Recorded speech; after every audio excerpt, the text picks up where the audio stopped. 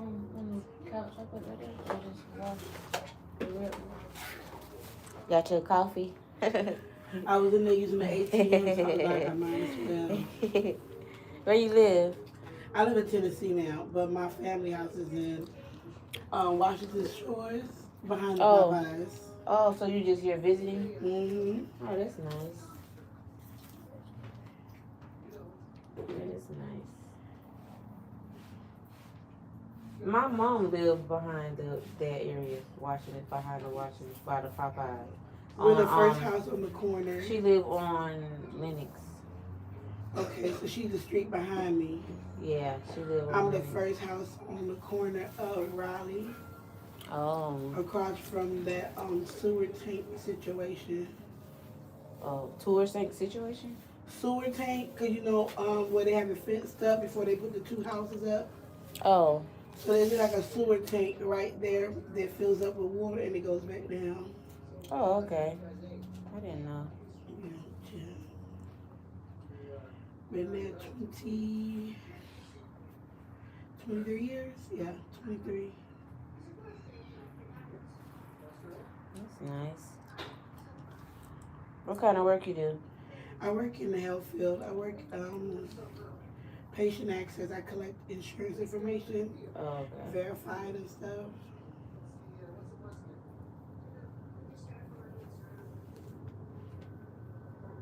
You have kids?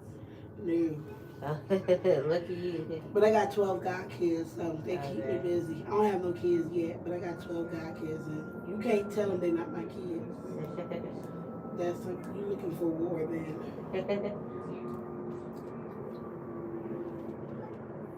So who cooking for Thanksgiving? Nobody.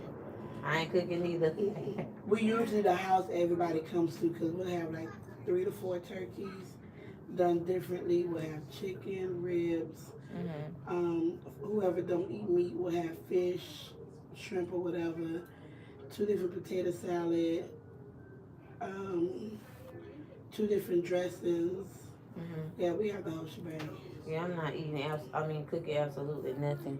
We going to family houses down south. So we're going to family house hop. Because when I leave, because my truck is being worked on, so I'm like, I'm getting me a rental. Everybody park your car, we go for the rental.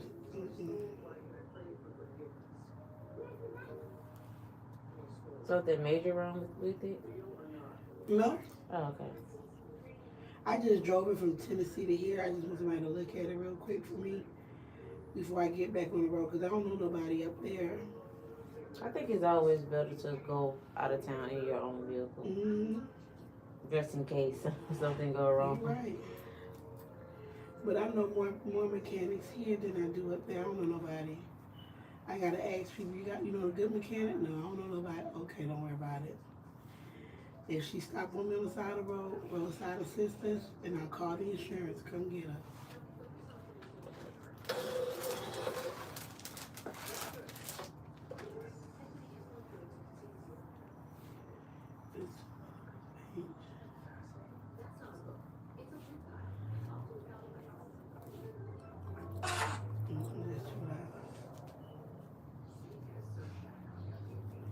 They had me cooking yesterday and today.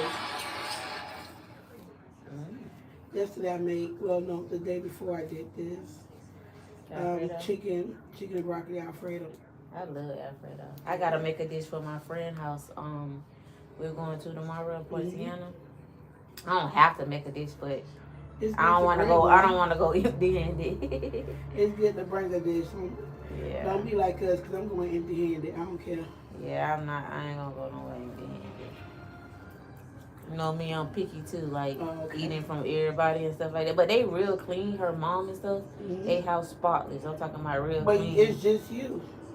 Huh? It's just you. It's just you how you do stuff is what I meant. Yeah, and I was just like, and then I don't know who's cooking, like if it's just gonna be her husband, daughter, or other. I'm sure, but how picky. Normally, picky people don't let anybody just cook for them. You know what I'm trying to say? Because my mom like that. If she don't think she clean you clean and she ain't never like ate from you before, she not gonna have you in her kitchen helping her make no double eggs or something. You know what I'm saying? That's how it is, yeah. But I'm Haitian, so. Oh, okay. My mama, you just gotta look at her and shit. That'll tell you if you should eat or not. She'll tell you. I tell people all the time, come on over. Cause yesterday everybody was like, "Why you using your nails?" I said, "But how many times y'all see me going to the sink and wash my hands?" They're like, "Come on, you right? Come on." Not exactly.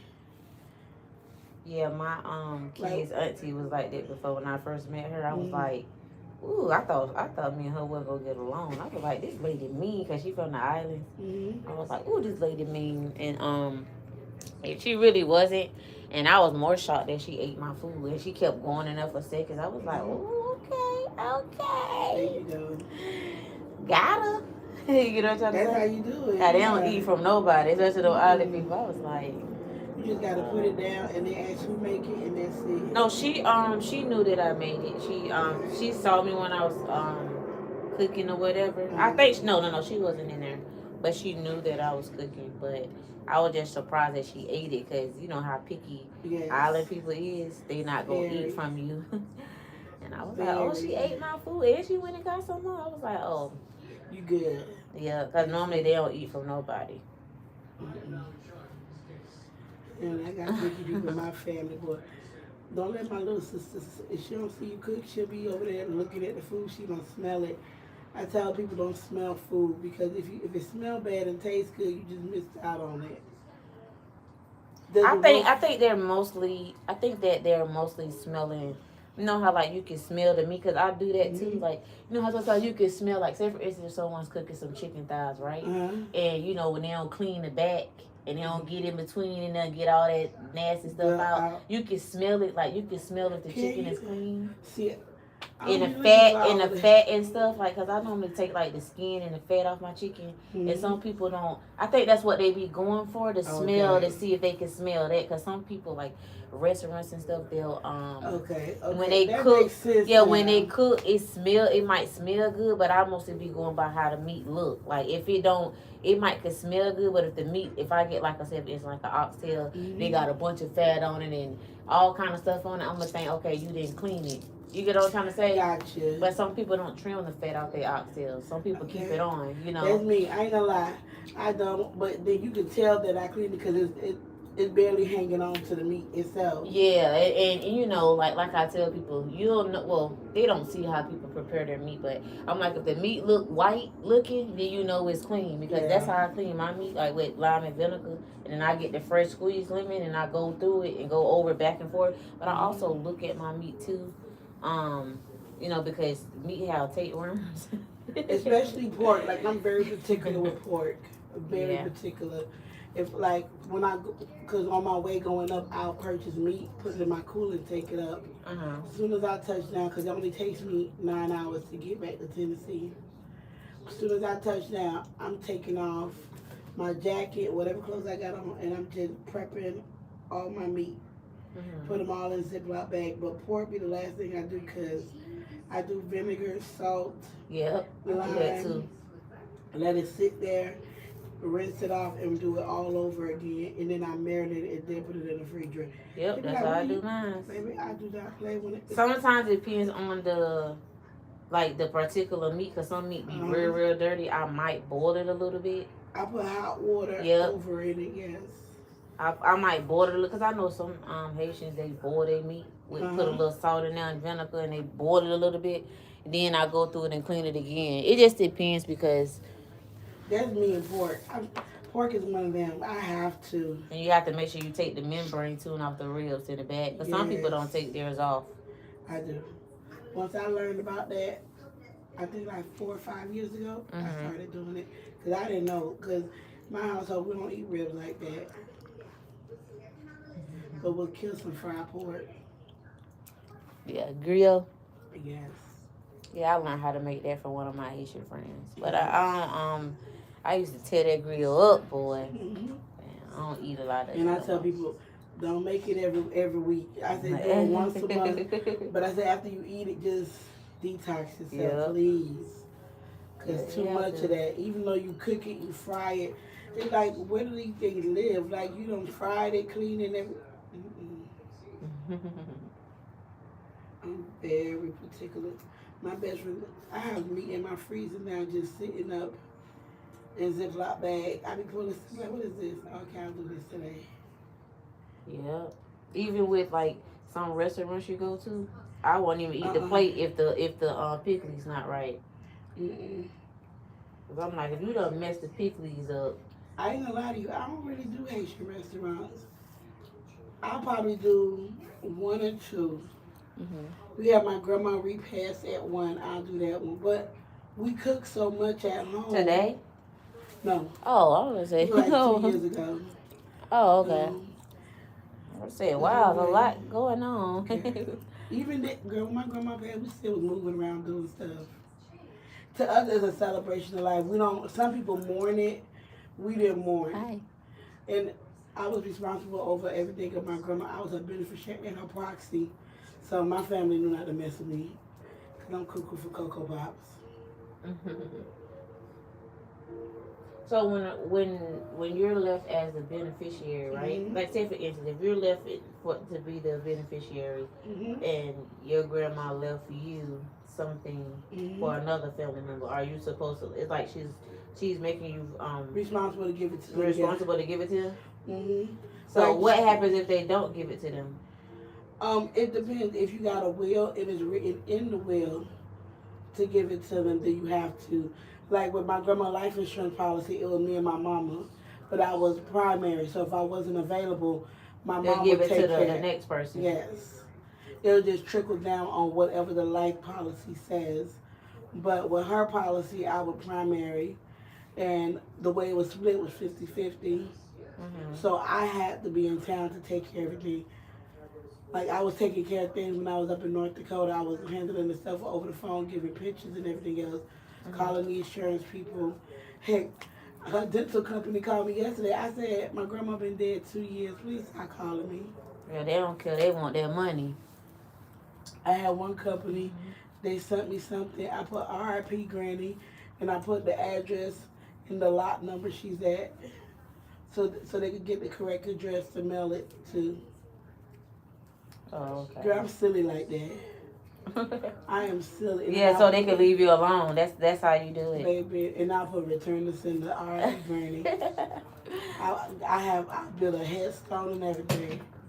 Yeah, that's how you gotta do it, because they're not gonna leave you alone.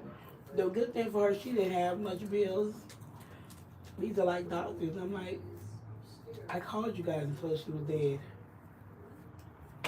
What's the problem? My mama said, be nice. I said, okay. But then when she wants stuff stirred up, she called me. But she always tells me to be nice. Lady, I don't like these people. But now my baby was gone and people had to call me. I had to call Social Security because they tried to come after me. And I had to send them her insurance paperwork to say I was supposed to use her check to travel, which I did, and I used it for food. They were like, well, next time. I said, no. I said, by law, if this person passed, I said, I am allowed, I said, if I am her beneficiary on her life insurance, I said, with Social Security, I'm her, I could still pull my granny's Social Security if I want to, but I don't. And I was telling them that, and I was like, these are for my travel plan. I said, pull up Williston, North Dakota. You tell me how much that ticket is. I said, I had to be here in a week. I said, I buried my grandma in 12 days. And that was a courtesy to everybody. I said, when did you want me to do all of this?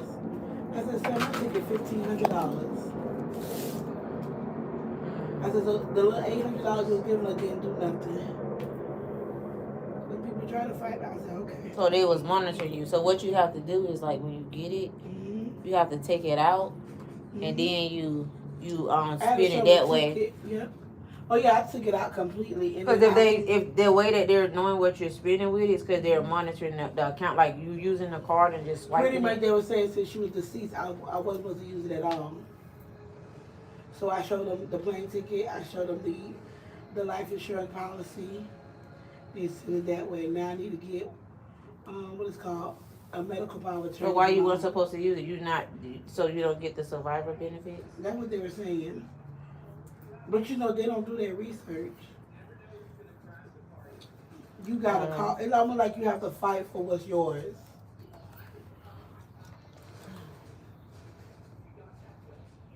So they want you to like pay it back. That's what they were thinking.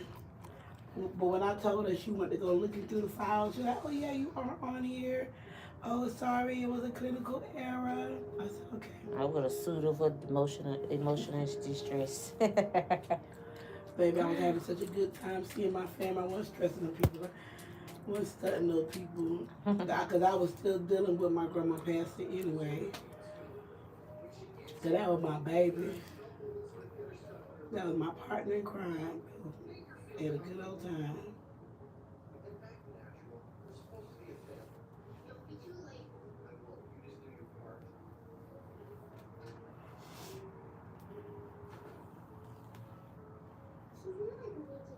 Yeah, I want to get in the medical field too. You should get in. I'm going to start with HHA first. I just took my exam for it. I'm waiting for them to grade it. As I'm so, far from the school, they was willing to email it to me. There you go. And then I just HAA, what is that? Home health aid. Okay. Which is the same thing as CNA. You know you can open up your own facility and the government will fund you for that. I've been trying to do that. When you go like on YouTube and stuff and look, they don't want to give you all the stuff. And I'm like, and I also was looking up, like how people like have houses and they rent them out to like people that's like. VAs are the best. Yeah, like they get Social Security and stuff like that. I was interested in doing it too, but the HHA, I don't even know like who would fund you. Well, I would say you going about it the right way, because if you go in and you talking to people, you talking to agency, just ask God to give you the right questions to ask. Because sometimes you can ask a question and it's like they won't tell you that. I'm not telling us because you're not asking me the right questions. Yeah. So you just got to ask for that guidance to ask the right questions so you can be prepared for the right answers. That's it. Then I said I was interested in just like cooking for them. Some of them like some elderly people are really elderly and they can't cook for themselves. Like they can't get no one to shop for them, and I be wanting to go to the door and try to take their order. Well, you know what you could do? You just open up your own facility, and then you probably just got to take a nutrition class. Because some of them could be diabetic. Yeah. So I know, like, mostly when you cook, like I tell people, like, some people have certain health conditions. So you most likely would have to cook with either out salt or less sodium. Or, like you said, they could be diabetic. So I prefer to just go to their house and knock on the door and take their order. You can do that too. But put your business out there. That's how you got to do. But some people don't trust people or whatever like that. And I'm just like, yeah, I would like to do that. And then you can just tell them, or if you got to rent out a ghost kitchen, there's plenty of ghost kitchen you can rent out to do your meals in. Oh, okay. Where's those? You could just Google ghost kitchen in Orlando or in Kissimmee. Oh, okay. Here we go. Hold on. Because I had to do one in Tennessee because I was looking into it. I know they love mashed potatoes. Good. And gravy. And some tender Salisbury steak. Baked chicken, like, they got Ghost Kitchen Crew. Ghost Kitchen and Craft with warehouse, a wholesale. So they got them out there, baby. I promise you. Near me for rent.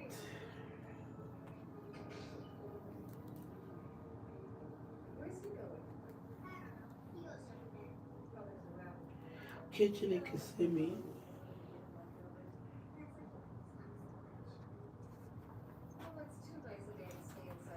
See, we got a couple. Oh, okay. I've never heard of that before though. I got you. A ghost kitchen. That's the thing. Never heard of it. Yeah, because that's how people be on DoorDash sometimes, or they have like you go to, let's say you go to like a pop up, but you can't sit down and they put your food through a little window. That's a ghost kitchen. Like you can't see the people in the back.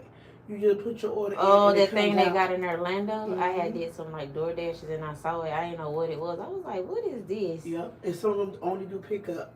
Yeah, it was only pickup. And I was like, what is that?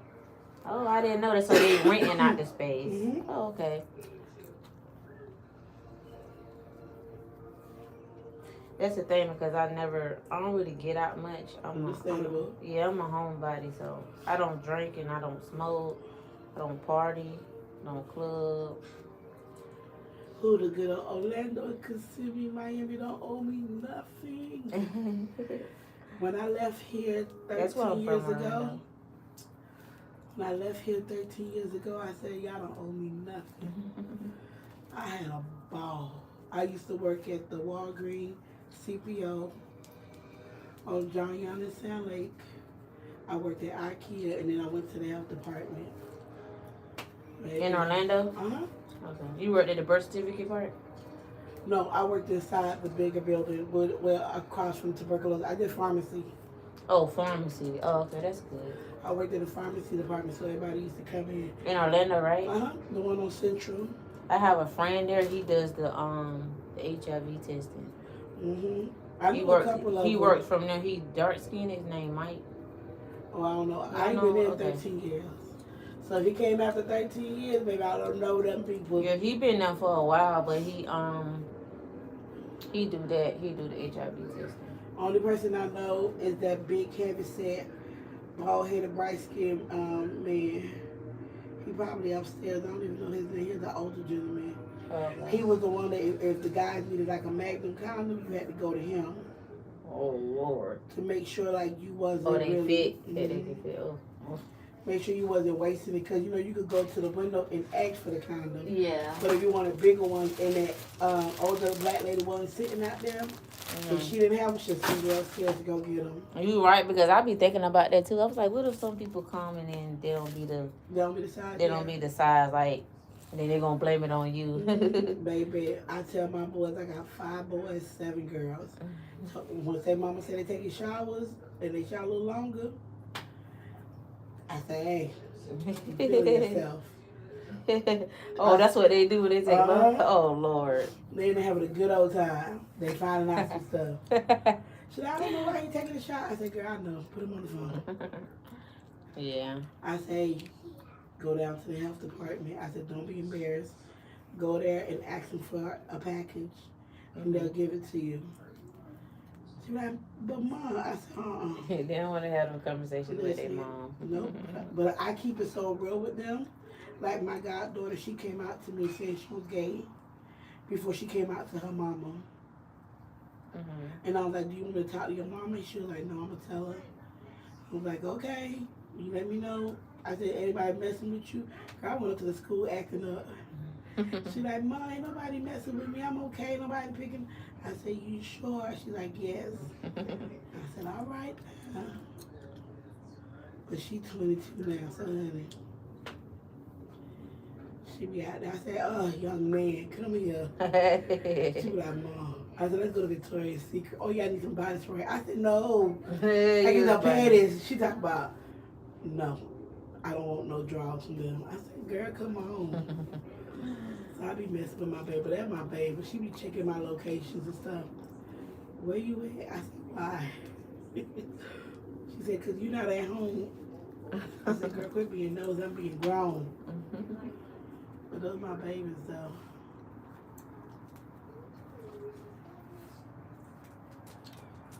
Orlando, y'all. That's why when I come home, I don't go nowhere. They're like, no. Classic weekends, I don't do it. Yeah, I've never been to that before. Girl, oh Jesus. Look, back in the day. Oh, they had it back in the day. Oh my God. I had a ball. Oh my God, I knew some people. Me and my girls, we knew a couple people, so we really didn't have to pay for nothing. If anything, we just tipped the bottle girls. We used to get in the clubs left and right. We knew who was throwing the parties. We never did the car show because we was like, hey, we come to the car show, we're going to be locked in. We can't go nowhere. Honey, we did a lot, honey. We cut up. But when I left Orlando, baby, I gained a lot of weight. But back then it was fun.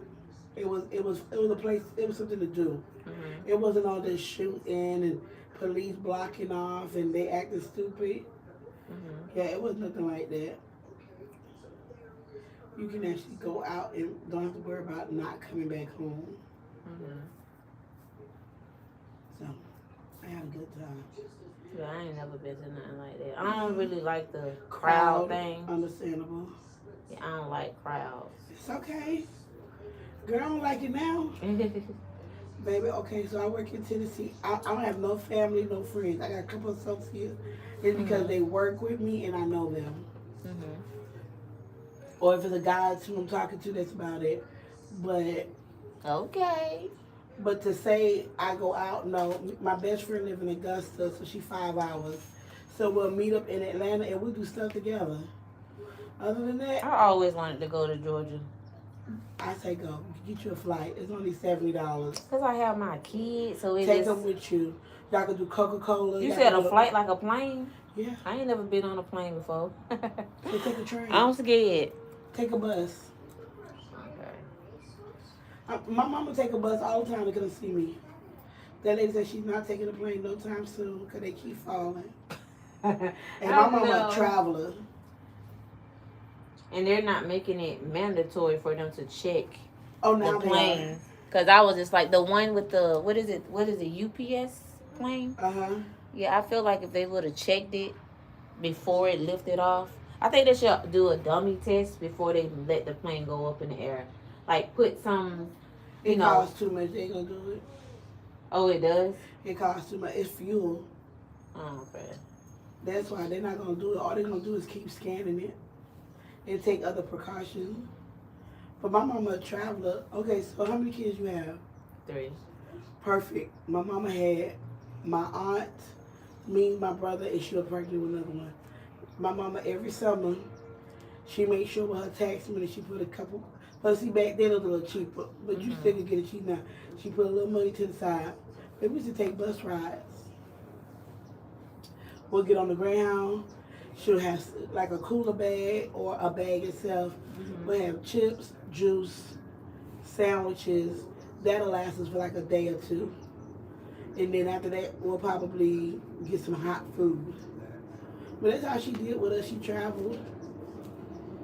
I've been to one place before on a Greyhound with my grandma. That was to Mississippi.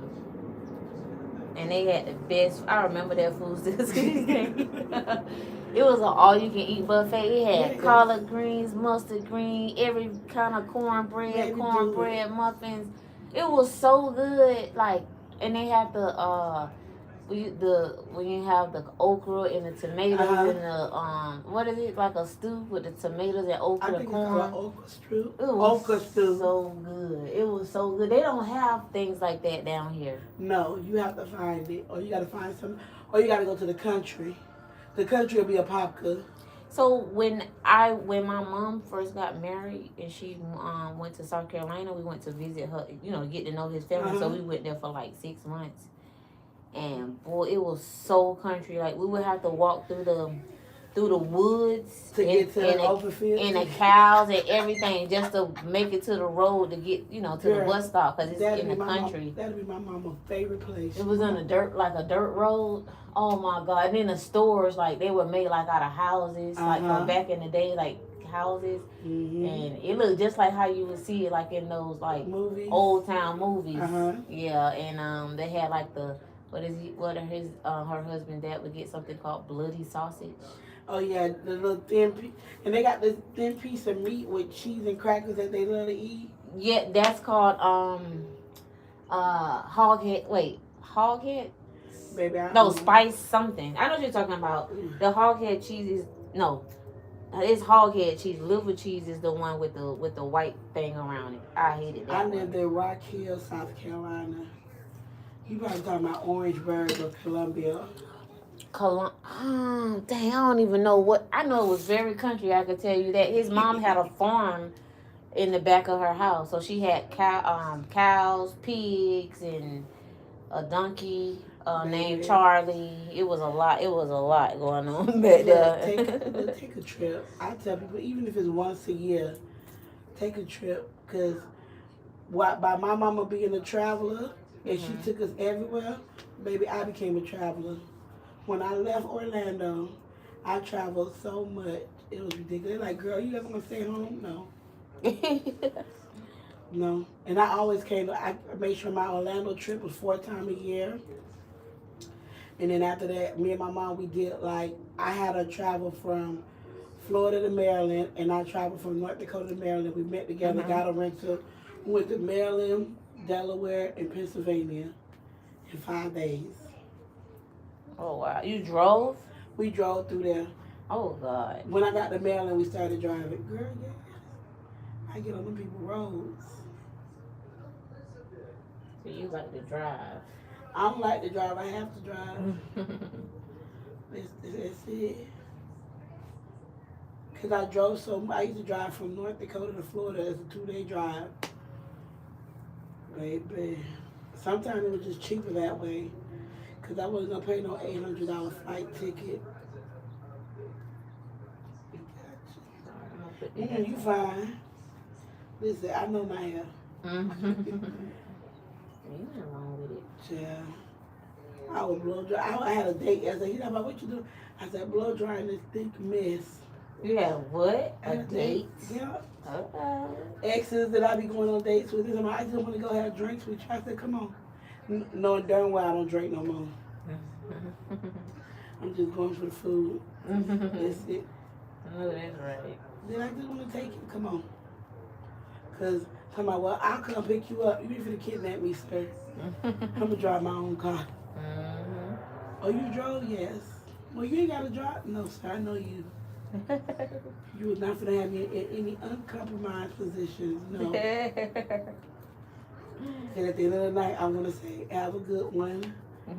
God bless. And let me drive home. They sweethearts, but like, no, I'm okay.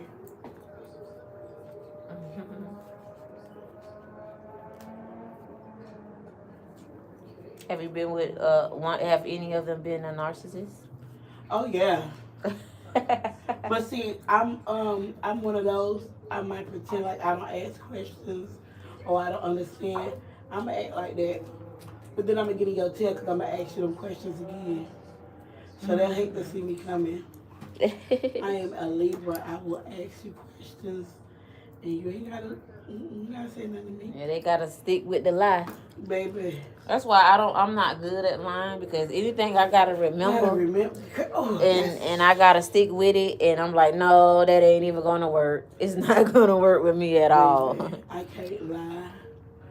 I can only lie to survive, but I can't lie to remember.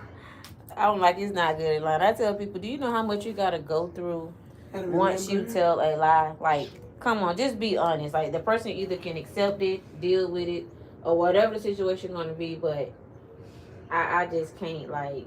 That's my best friend. She really can't lie. I didn't have to tell her. She was like, but I don't know what to tell her. I said, tell them this. Your dog died.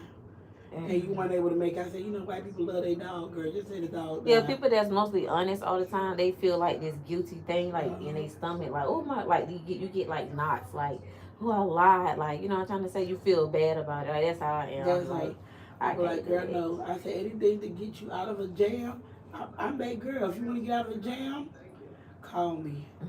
But if it's about something stupid, like, where you been? A horn, what? I'm gonna go see a man about a horse. You is crazy. I promise you.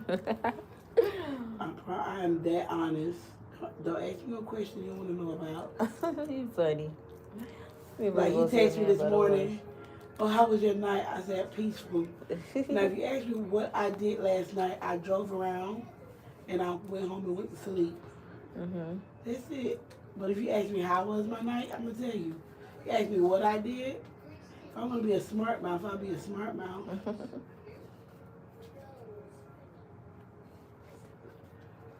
But yeah, I can't. It's the remembering for me. Hey, my siblings already be still in my car when I'm sleeping. So imagine if I told a lie, you come talking to me in my sleep. That's funny. I just be like, I can't do it.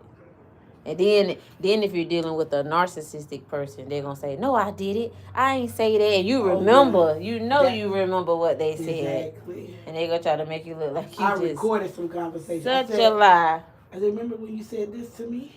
That's how you know you're dealing with a narcissist, because you gotta record it. The time you gotta record it to prove them wrong, that's when you know. And I be ready. They can't keep up with a lie at all. They have bad memory of that. Like I told one ex, I said, I don't do good with memory stuff. You're gonna refresh my memory. So he thought he was gonna use it to his advantage. Okay. So he like, I thought you said you didn't remember. I said, that's what I told you. I remember what's important to me. If it's not important, I'm not gonna remember it. I don't care to. That's memory space I could use for something else. The man looked at me. What you want? What do you want, sir? You gotta play reverse psychology.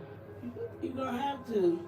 Oh, I just be honest. I be like, listen, XYZ, take it or leave it.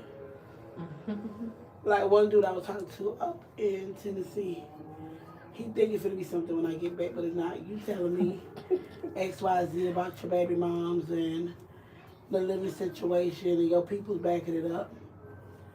But okay, let's say I work here, but you know Culver's, the restaurant Culver's. Culver's is on the main road right here on John Young. That's a 2-minute hop. You know I'm at work. You just saw me the night before you left my house. You barely could get up and go, and I had to tell you, hey, it's time for you to go. Because one thing you're not going to do is sleep here rent free. So you get up and go. The next morning we talking. You telling me I'm finna make a couple Uber runs, and I'm going to go home and go to sleep. I said, okay, cool. Why I get up and go pick up food for everybody at Culver's, you there with her. I don't make a scene or nothing, because one thing about me, I love my silence. I let your mind wander. So I get my food. Now, usually, he up in my tail. Like, if I pass gas, he'll smell it before it comes out. Oh, my God. That's how far up my tail he would be. So I'm like, I don't feel him next to me, and I didn't even turn around and look. So I got my stuff, went over to go to the drink station. He said, I'll talk to you later. I said, I'm like, okay, whatever. But I'm used to him always being behind me. So when I get around the corner, he's not there. So okay, let me go find me a spot. I went around, found me a spot, and sat down. I saw her and him walking out. Wait about 30 minutes. I got my food, got in my car, went back to work. I called him. No answer. First time ever, he has not ever answered me. It took him an hour and 15 minutes to call me back. And then he starts off and saying, did you park next to me on purpose? Didn't you say? I said, listen, you drive 3 cars. I refuse. What he trying to say, you was harassing him? Probably on purpose that I parked next to him since I saw his car. I said, first and foremost, you drive 3 cars. You're not that important for me to memorize what car you drive. You're not a priority in my life. So I guess he brought his ego down a little bit. I said, secondly, I just pulled into a space. Remember, I'm on lunch break, I'm at work, so I don't have time to be paying attention on who car in the parking lot or in the driveway. I'm just parking. Talking about, oh. I said, yep. I said, anything else? Well, I'm glad we handled this like adults. I said, get the fuck off my phone before I tell you something. I'm at work. And that was the last time he ever saw me. He was, when I got here, because he asked me, where you going home? I said, Sunday. I lost my voice. Thursday, Friday, I went home both days. I said, Lord, I am home. I said, but if I take a nap and wake up Saturday morning at 1, I'm going to go ahead and go. Because when I came home from work Friday, I packed up my car. Because if I'm finna travel, I'd rather have everything packed because I'm not finna move nothing when I wake up in the morning.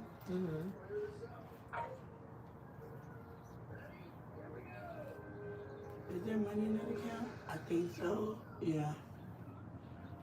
So I don't like to move nothing when I wake up. So I moved everything. I stayed home. I chilled and relaxed. I even talked to him. I got to Florida Saturday. We talked. He like, do you need anything? I said, yeah, if you could mail it to Florida. He said, nah. I thought I was gonna see you before you left. I said, I didn't see that in my near future. He said, oh, I understand exactly. I know what see you mean. Mm-hmm. Because if I'm not going to see you in my near future, ain't no need. Ain't no need for me to, baby, I barely speak English. You thought you were finna run a game on me? And my best friend's like, oh, he knew he messed up. I said, that's between him and Jesus. Ain't got nothing to do with me. So where did the files go? Okay, here it goes. Extract them.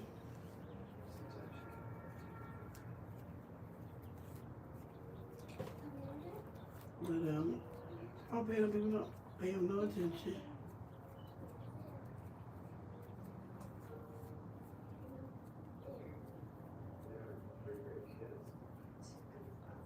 I get a text every morning. How you doing? Good morning. From him? Yep. I be like, you not getting it, huh?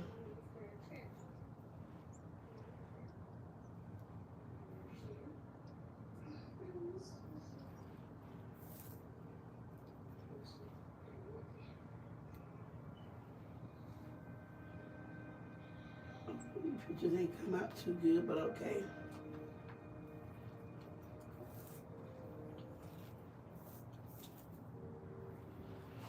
So, I just enjoy life.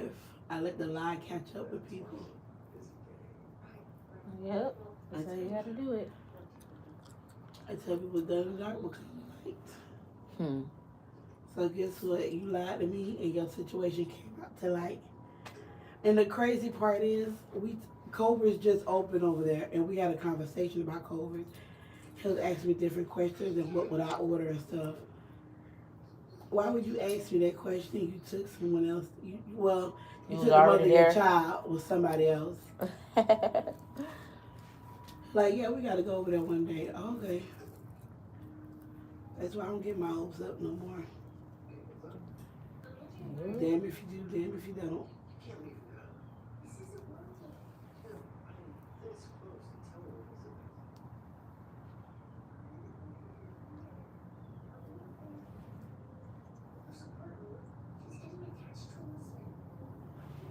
I live to have a good time. Okay, so the pictures download.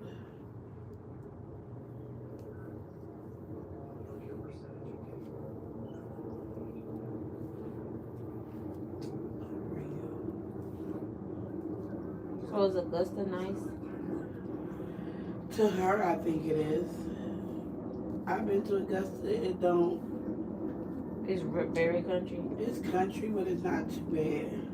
Oh, okay. You still have a bit of civilization, and I think with that, you still rocking the fence with South Carolina.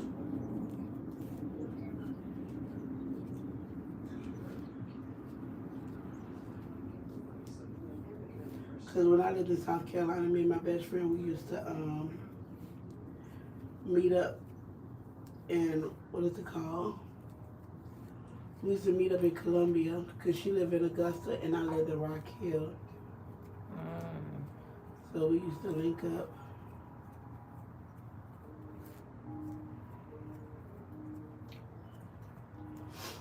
I'm thinking about me some First Watch breakfast.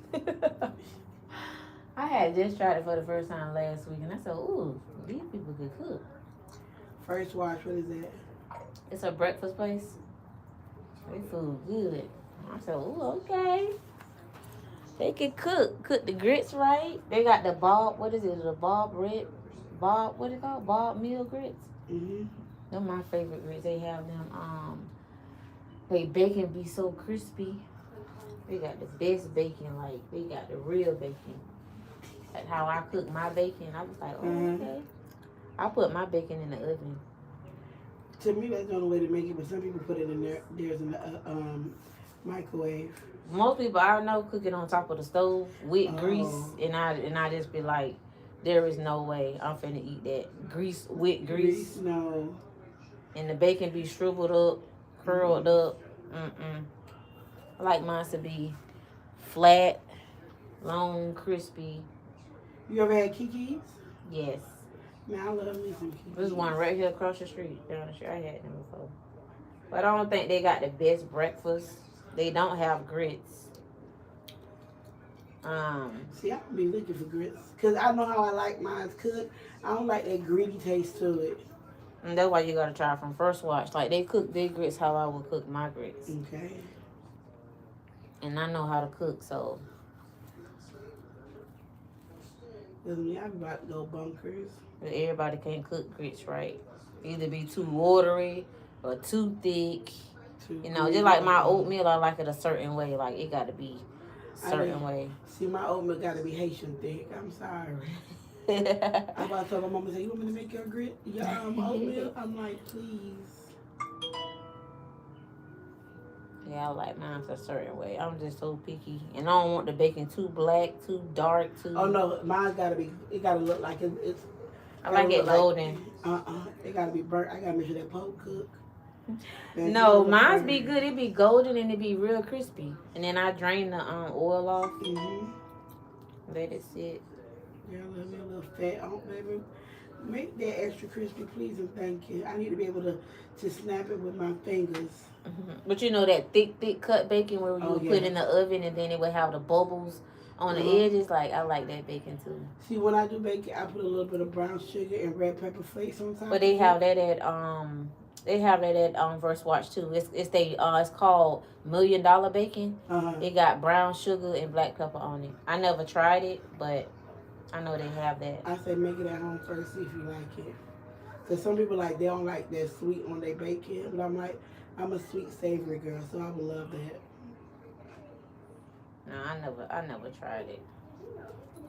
And I just wanted some regular bacon that day. I was like, let me get some regular bacon.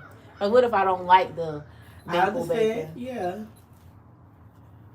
Like my cousin, they just said, can we get some shrimp and grits before you leave? And I'm like... Especially if it's not something I normally would eat.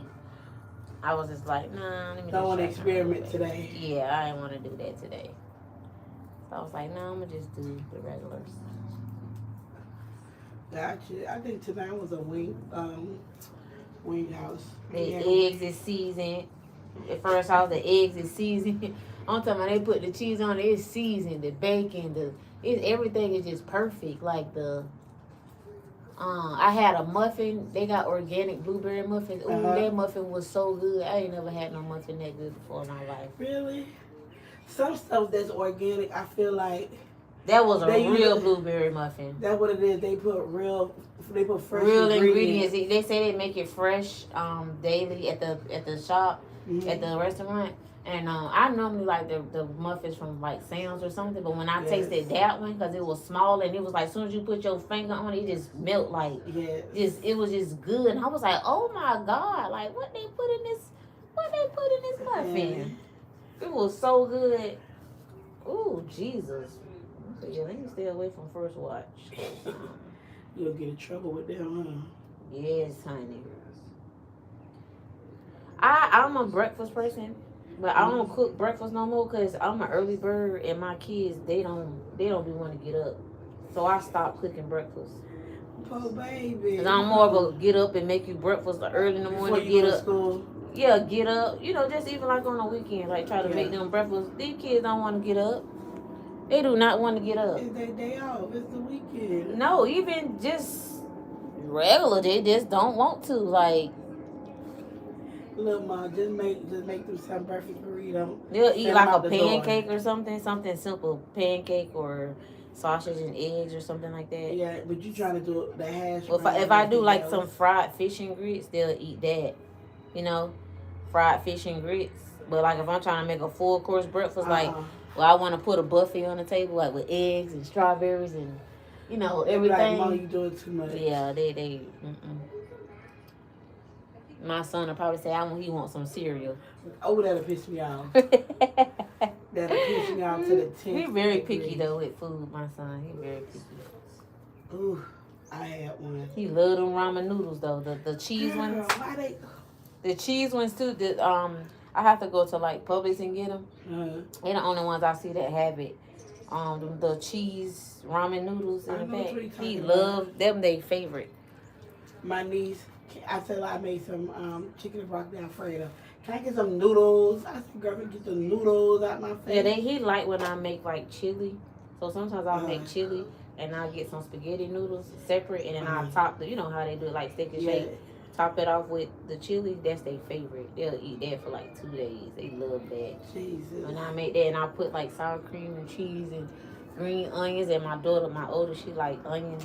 So I get like the red onions and cut them up and put them on top. Your oldest could come stay with me because, baby, I love onions. I do onions and bell peppers. I love me some onions. Baby, I told one guy, I said, let me tell you something. He told me, oh, I don't do no onions. I said, grow up. I said, because you're not allergic to it. You're not going to, I said, get out my face. I like onions too, but even like when I make like sauteed hot dogs or something, I got to have some grilled onions. Don't talk about it because I'm staying in Miami an extra day so I can go by a bodega and get me a hot dog with some red onions, some grilled onions on top. I remember when we lived in the shelter and I had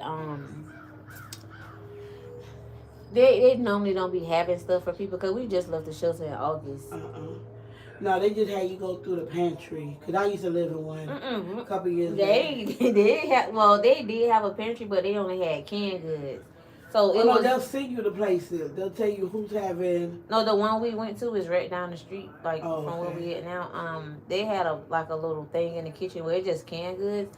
But one day someone had donated, I guess, some beef hot dogs, and it was like around like hurricane time. And I'm thinking in my head like, okay, there's 2 big packs. I think it was like 24 hot dogs in each pack. And I try to think, because I always try to like cook for the whole facility, because some people don't have nothing. So I'm thinking ahead. So they had hot dog buns too.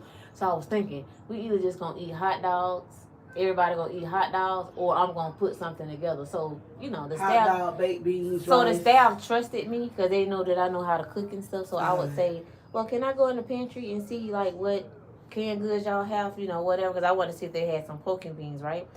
So I got every kind of pork and beans they had. And then normally I have like everything I need, like my cinnamon. I kept stuff in my room, so I had like brown sugar, all that stuff, right? So I made a big old pan of baked beans, and then I made the hot dogs. I steamed them to where they, like kind of like I used to get from Sam's. Yes. I steamed the hot dogs, and then I made some grilled onions on top of the stove, and I seasoned them a little bit. And some people ain't never had it like that, like sauteed onions on top of a hot dog. Oh yeah. When I tell you, they tore it up, and I was like, if it weren't for these baked beans, we would not be full, because they were just gonna have everybody eat hot dogs, but they had something and they have a side. Oh, they also had like little boxes of the little macaroni and cheese, the little skinny noodle. You know what I'm talking about?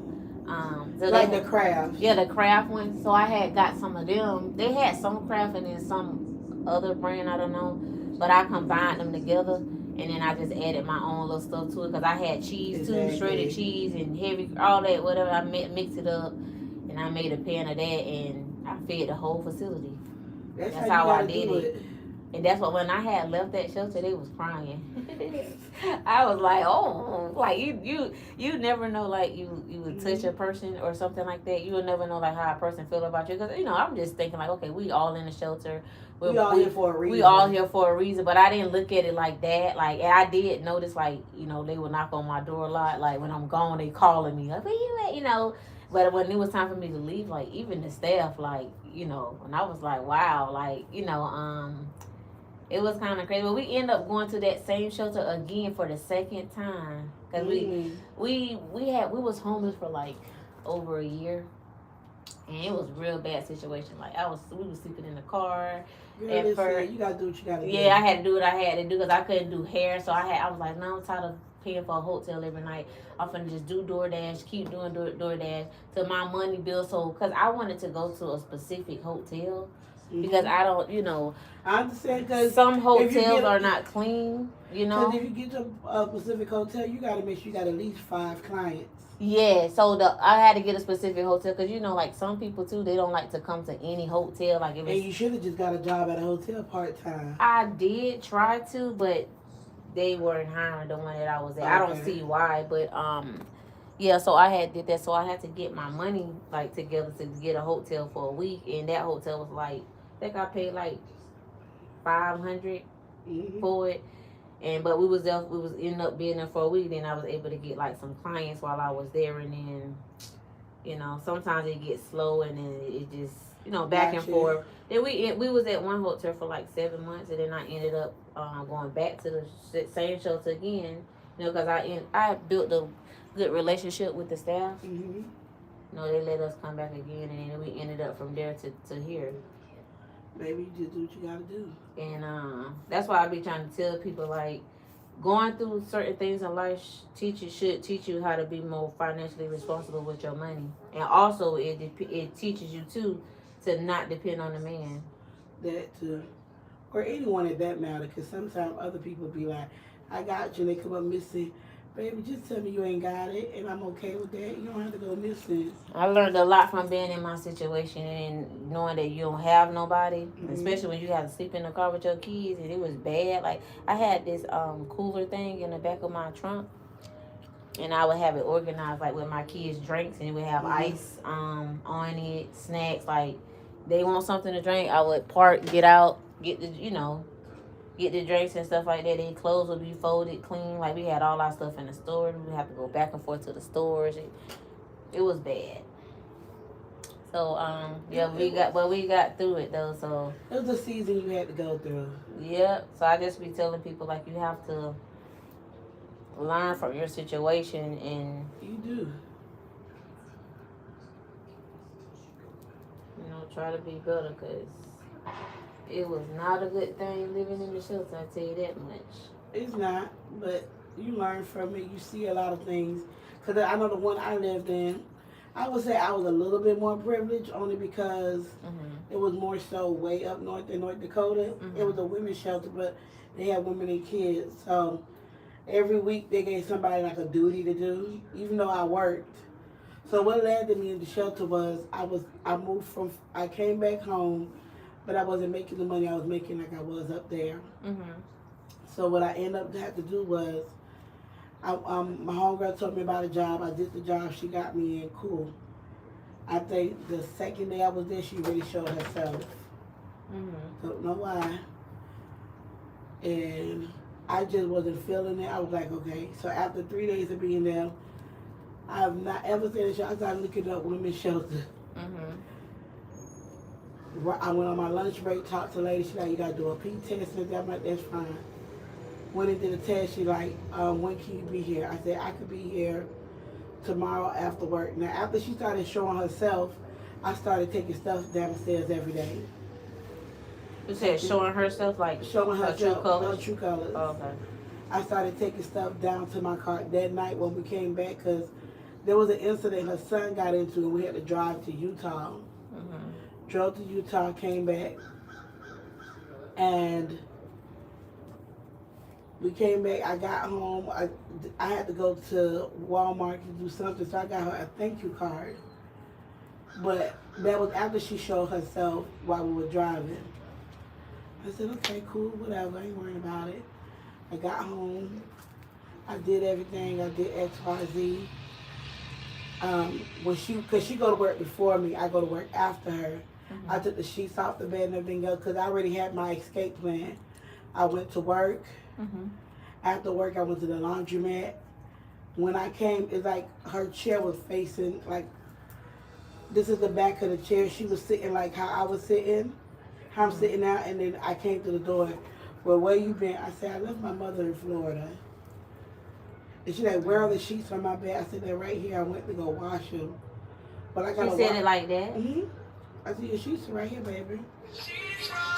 I washed it 1 second. Okay. Hey, love bug. Good morning. What you got on that regular earpiece?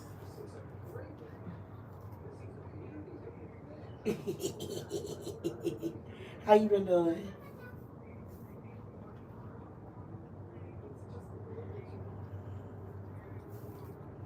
Good. I'm doing good. My voice coming back. Yeah. Yes. So I'm just waiting. Give me 10 minutes. I'm gonna call you back. Okay, boo. And my best friend in Augusta. So I made it to. So after that, I had already took stuff downstairs, but I brought the laundry up. So she was just talking to me. I'm like, my mother's home.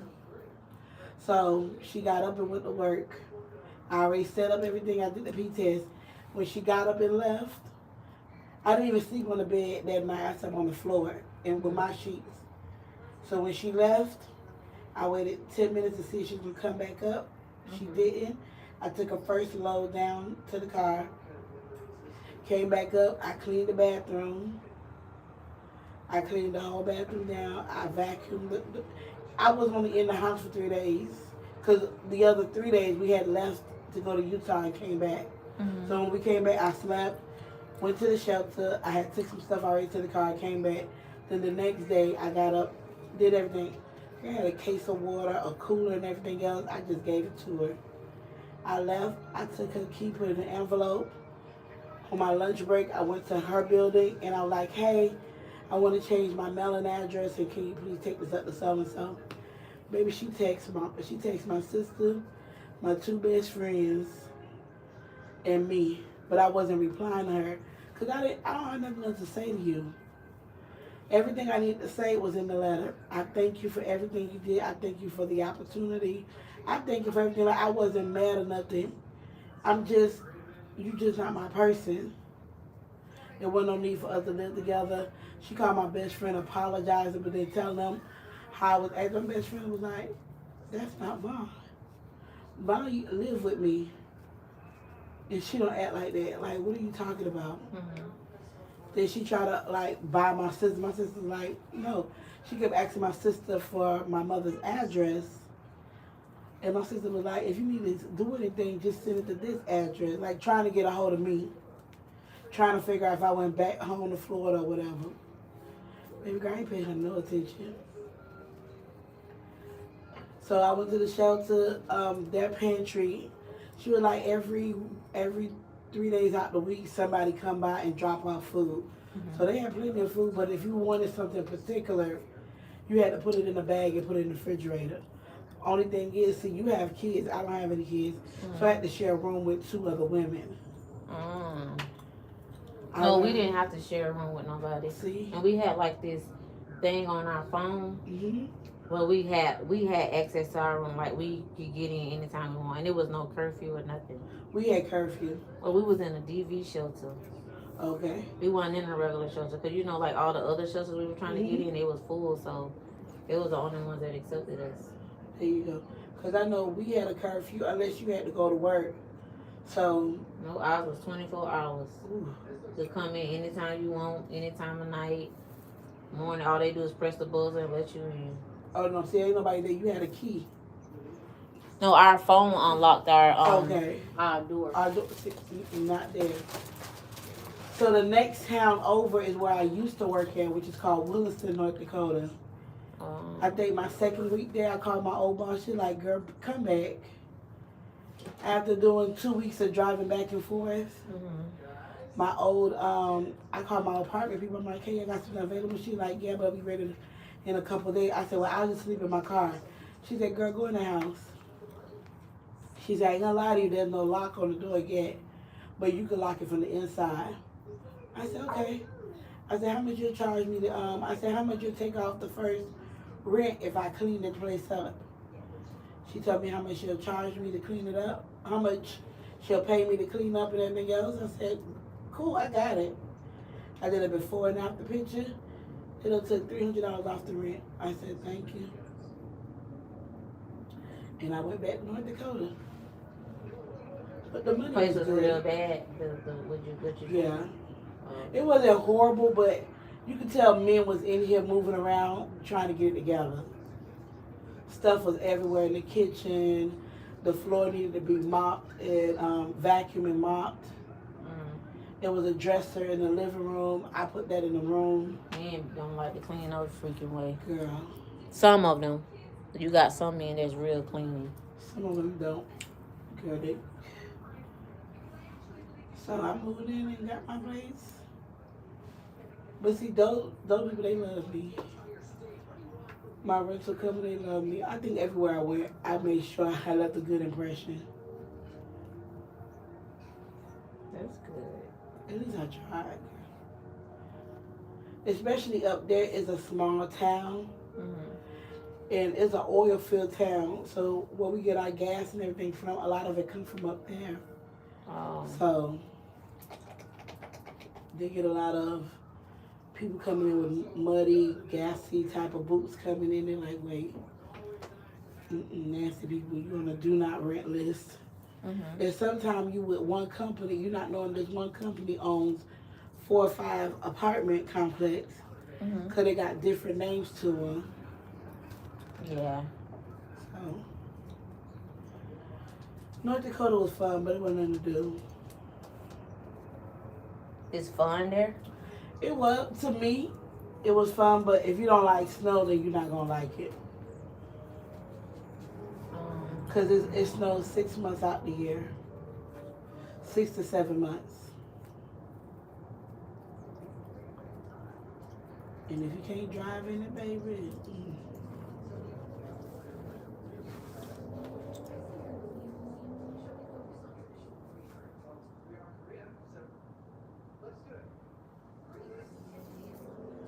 That's where the money at. I tell anybody.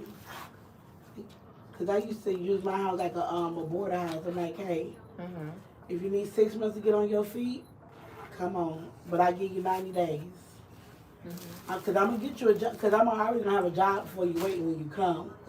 And if you don't like it, then you do whatever.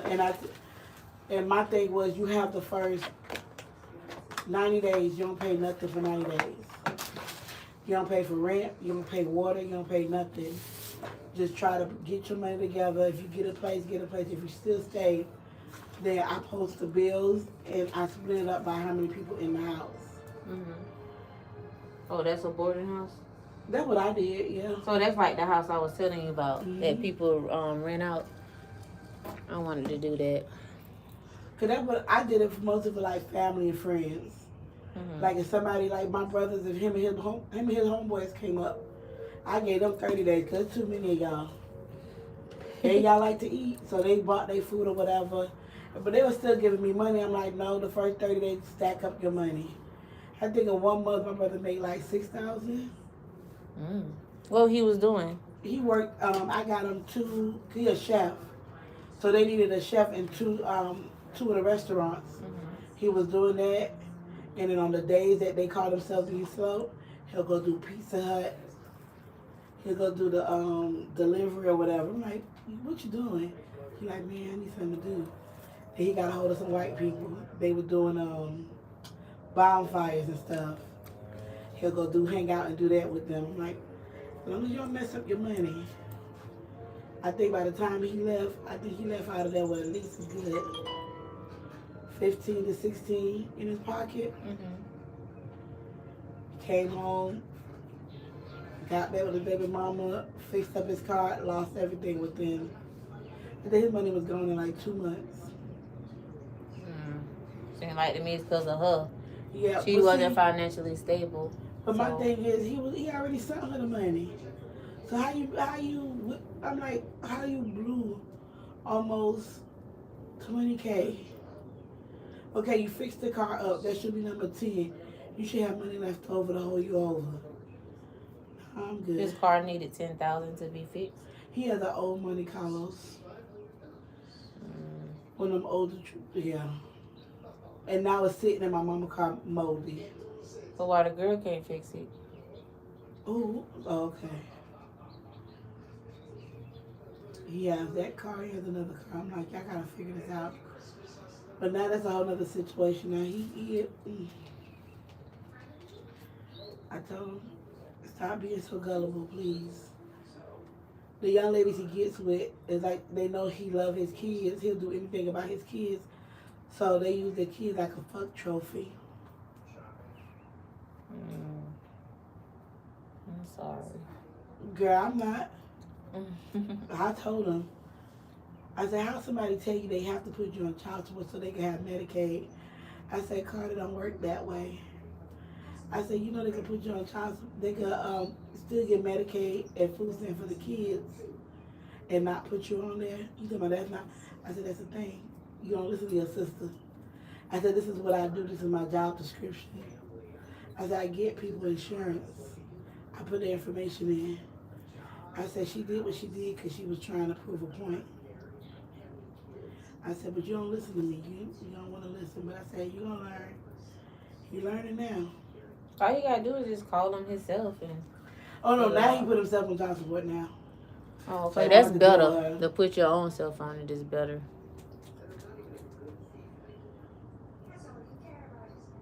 I told him, I said, please don't bother me. I don't hold on to grudges, but I'll avoid you because I know how I could be. Mm-hmm. Like me, you could get in a fight right now. Mm-hmm. I'll go home, relax. It depends on how big the fight is, because we'll make up the same day because I ain't got time. I don't know how to be mad that long. I don't. I'll probably call you at 5. I'll be like, you ready to go eat? Or what you doing? That's me. But with this particular young lady, I don't see that happening. Because she do too much of that blocking, unblocking. She want to do stupid stuff. And I'm like, I don't have time for it. The first argument she get with my brother, she want to block me. And I'm like, I'm the last person you want to block me. I can care less. Then she told my brother, can you tell your sister stop posting my child? I said, what? She got one of those baby mamas. Yeah, but she knew me and my brother was at odds at one point. Girl, my brother when they drank bleach and go stand in front of a 18-wheeler. Oh my God. I don't care. My brother knows. When it comes to kids, nobody off limit. My niece did something to him and he popped her with a comb and it left marks on him. Baby, I called him, he wouldn't answer that phone. I said, Negro drank bleach and jumped in front of an 18-wheeler. I said, you got 4 girls.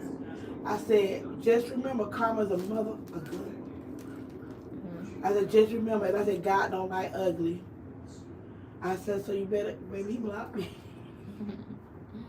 I ain't care. I turned around. I said, you blocked me? I said, that's fine. I blocked them too. Every time I come to my mama's house, baby, we walk by each other like we don't know each other. I don't care. Don't do my baby like that. No, I don't play them games. If your mama didn't put bruises on you when you were little, you don't do it to nobody. I don't care how aggravating a child is. Your game is not more important than my baby. A game? He was playing a game, and I guess my niece was interrupting him. Baby, oh. I don't care. And they be going crazy about them games. Baby, I don't care. He better be glad I wasn't in town. Girl, I done hit my brother with a car before. Very violent. Okay.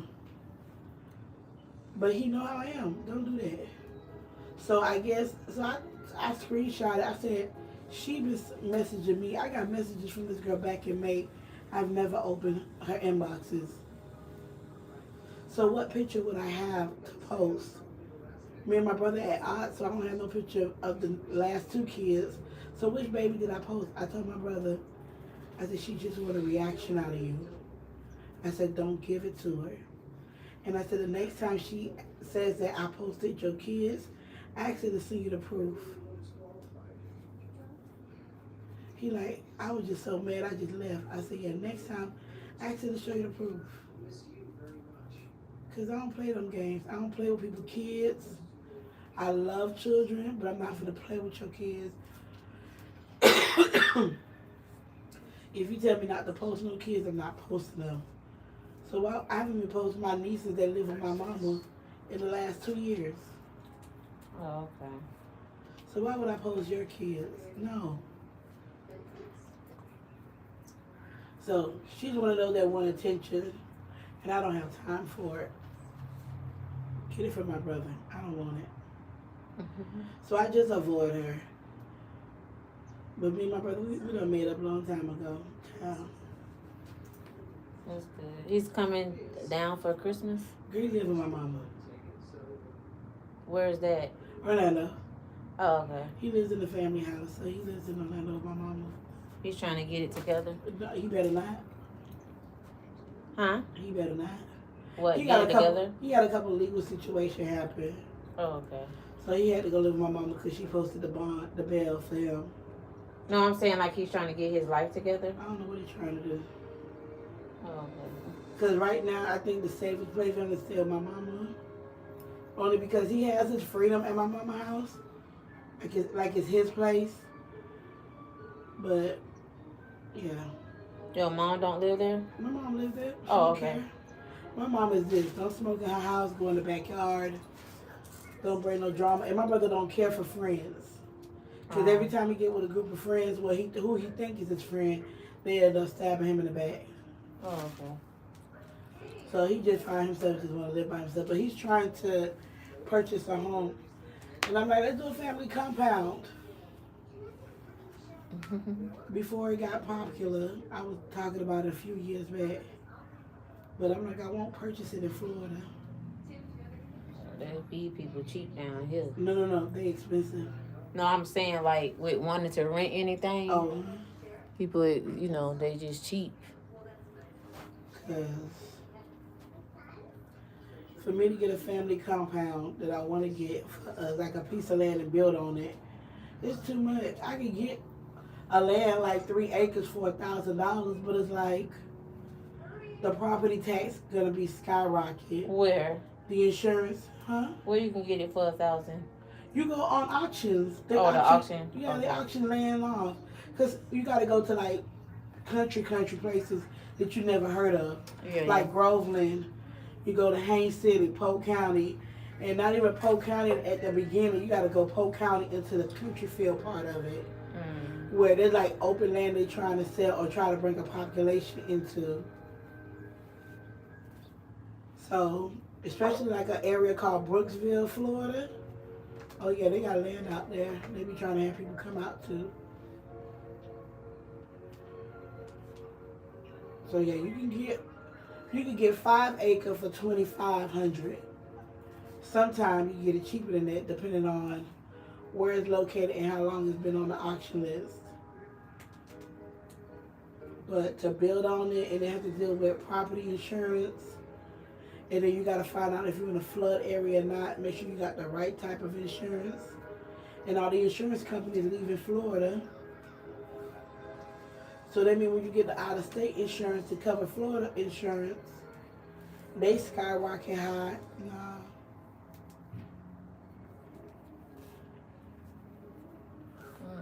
It's just too much.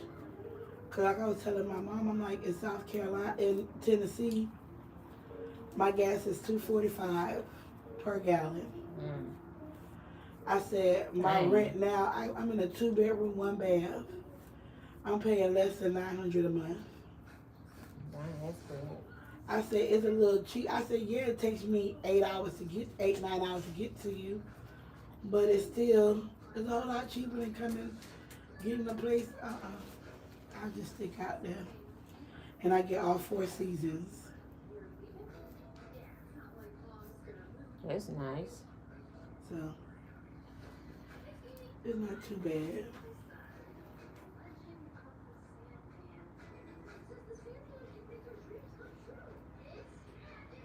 There ain't no rent like that down here, I'll tell you that. 1 bedroom is about $1,000 something. Probably $2,000. You ain't gotta tell me.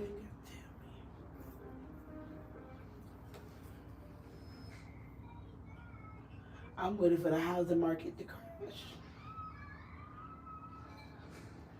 If that happened anytime soon. It's supposed to happen before this man get out of election, before he get out his presidential term.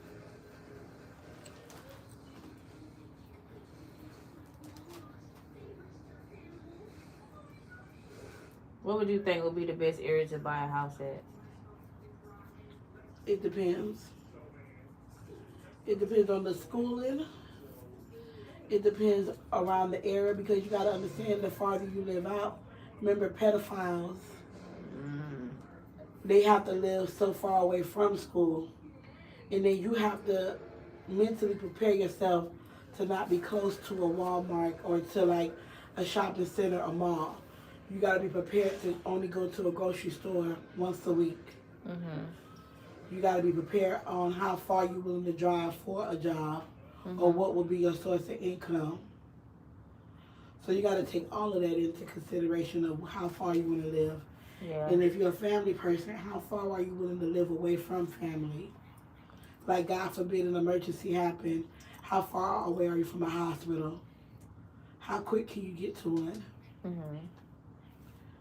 And you have babies, so you got to really look at how far the children's hospital from. Because sometimes I tell parents, I say, your baby's sick. Why would you bring him to an adult hospital? You just open them to something. And I said, some of these doctors are not really, they don't see kids every day. Yeah. They probably see a child once a week or once a month. So that means they got to call a pediatric facility, see what's going on with your baby, or they got to transfer your baby to a pediatric office. Remember, you've been sitting there already 2-3 hours. Then you got to wait for an ambulance to come to transport your baby. That's going to be another 2-3 hours. And you could have already went to a children's hospital. So I tell people that, and I tell people, you're pregnant, why are you not going to a children's hospital? One lady, she sat in the ER room 5 hours before an ambulance could come and pick her up and take her to an ambulance, to an OB hospital where her doctor's at, because the doctor wasn't coming to our facility. I said, I need y'all to ask these questions when you guys are at the OB office, because sometimes your OB doctor don't have credentials to be at our facility, so we have to transport you. So now you're getting 2 bills, one from our ER, one from the ambulance, and then you go into another ER or another hospital. So now you're getting another bill. Well, you could have just cut everybody out and get one bill.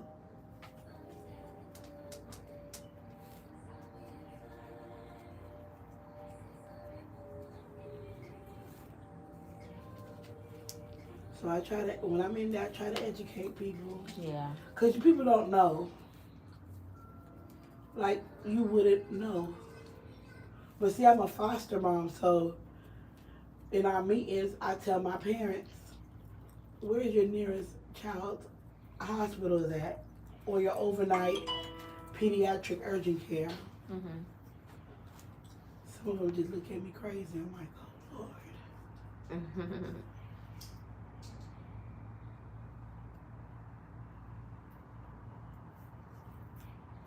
What made you get into that field?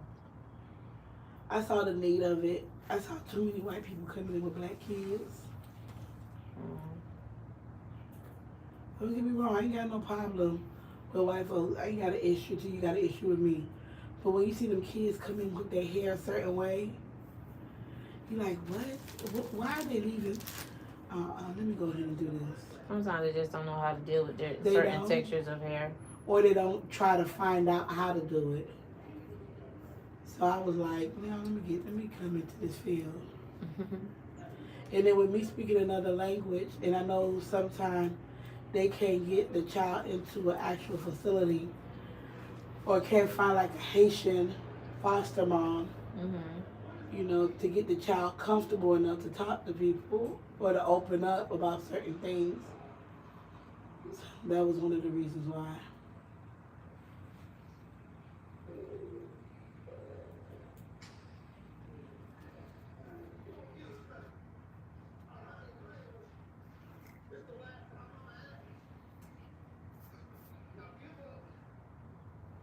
So do you have any foster kids? Not at the moment, no. They knew I was traveling. Okay. But if I have one with me and I'm traveling out and it's a holiday, I just gotta let them know. I just didn't want to have the hassle of having one with me. Oh, okay. So I told them like 4 months in advance that I wasn't gonna be in town. Okay, so you just keep them until somebody's able to adopt them? Adopt them, or their parents finally is able to have them. Oh, okay. Like, if the mom is able to like self together and they took their classes. But I keep an open line communication with the parents. Like I know sometimes they be like, oh no, they can only see them on this day. I be like, Mom, I try to get a feel of the parent, and I'm like, if there's more time you want with your child, just please give me the heads up. I don't mind you coming in an extra day, or we meet up somewhere and you see the child an extra day. I'll just need at least a 24-hour notice. And that's how I do it with my parents. But if I know the child is coming from like an abusive situation or alcohol situation, I try to see if it's their first time, then I'll be a little lenient. But if it's repeated and I know the history, like you abandoned the child, you abused the child or something, then I'm very precautious. I'm very cautious. I'm like, no, let me see which day will work for me. I try to find, like, I don't let them tell me where to meet them at. I have them meet me at a spot that I feel like the child will feel comfortable in. But the child is going to love the parent because that's all they know and they remember the good times. So, my best friend said my heart is too big. Because, I get myself in trouble every now and again. They're like, Vaughn, you can't do that. I'm like, it's the mama. She want a baby. And I said, the baby asking for the mama. And then I get kids that ask for the mama, and the mama's like, no. Yeah, they be like, no, I don't want to see him. I'm like, why? He got a drug problem? They either have a drug problem or maybe they don't want the child to see him a certain way. I don't ask why. I'll be like, hey, Marcus said they want to see you today. So what do you tell the kid when their mom say no? I'm like, hey, mommy said she got to work today, but, let's go find something to do. So I'll find us something to do to take their mind off of it. Oh, that's so sad. Or I try to find out, what they used to do as a fun. Oh, you're saying like when they freshly come in. Okay. And they not used to it? Some of them get used to me, but then they still miss their mom. You know what I'm saying? Maybe it's like a special meal or something could have came on TV that clicked to them like, where your mama at? That's when I'm like, that's when I feel like they have to watch something or they seen something or they got a good grade at school and they're so used to coming to their mom and saying, Mom, I got a good grade. Excuse me. And they just want to announce it or show it.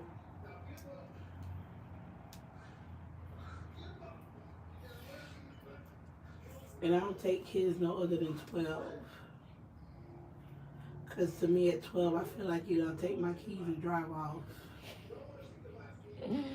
Sleep with them. Listen, that's what you got to do. Sleep with your keys and baby, you ain't got to have no worries.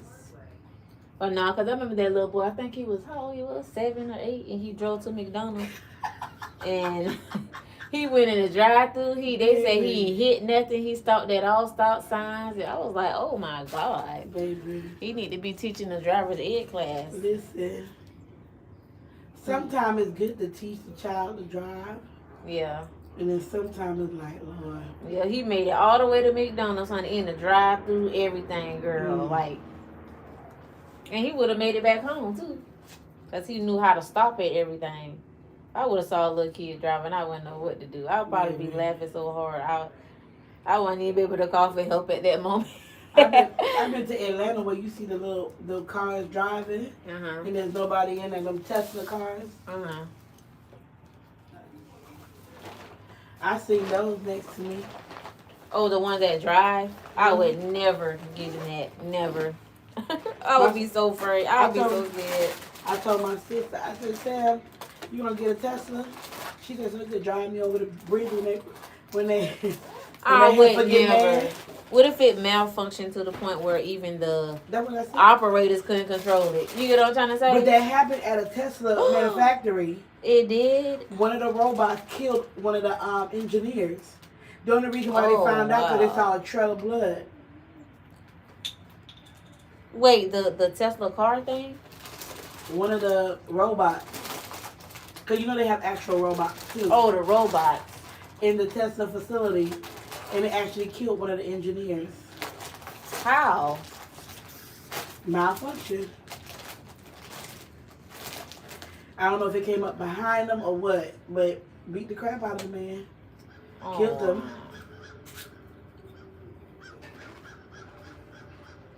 That probably was an inside job. Somebody didn't like him and the program didn't do it at that moment. I don't know.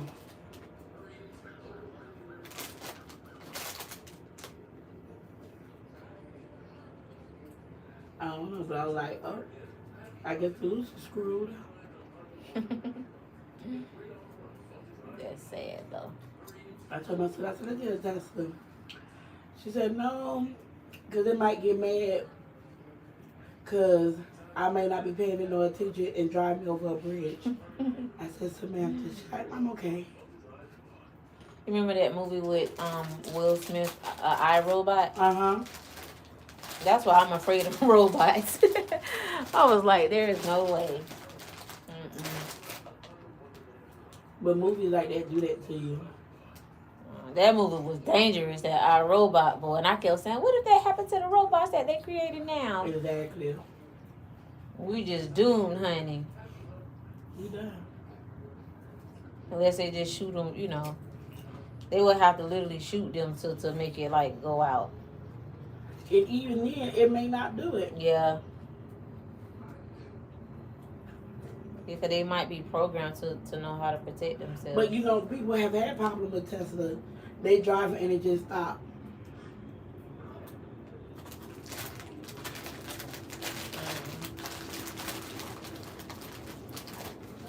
People have had problems with them. I'm like, no, okay.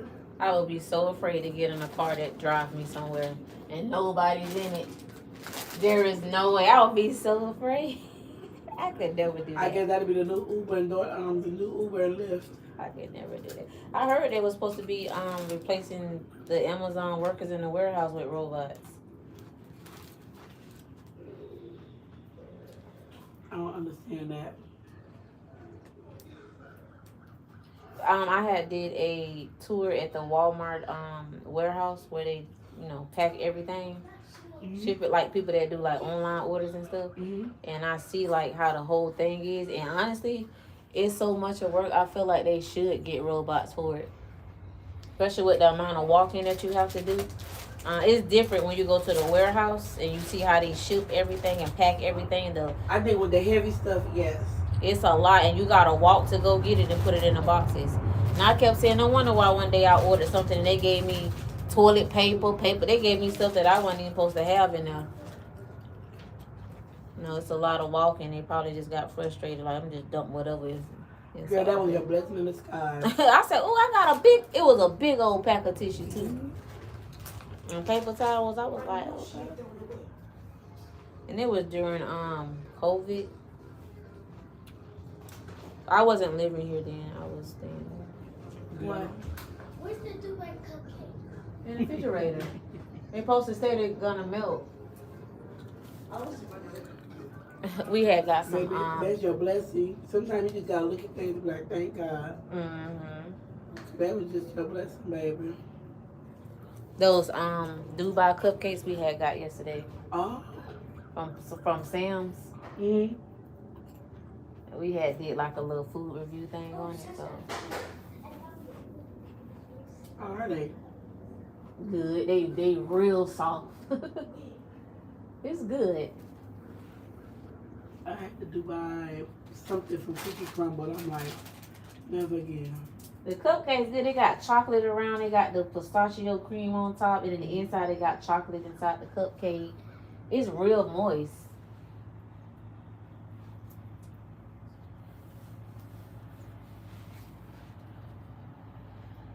And I'm a pistachio girl, but I don't know. I don't like it. You don't like pistachios? I love. Oh, you don't like the Dubai? I don't think I probably got to try some more. That's why I'm listening to your comment about This one is more of a cream. Okay. It's a cream, so it's like they made it like it's kind of crunchy. It to me it tastes like the texture of like peanut butter, like crunchy peanut butter. Yeah. But it's sweet though. Okay.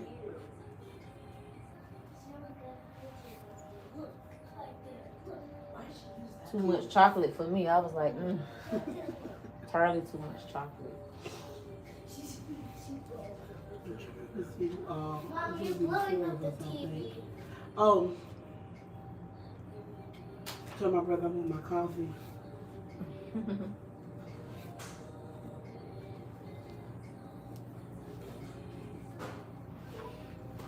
And I gotta call my best friend back. I'm not sure what's on. Hello? Thanks. Hey, Ugly, listen.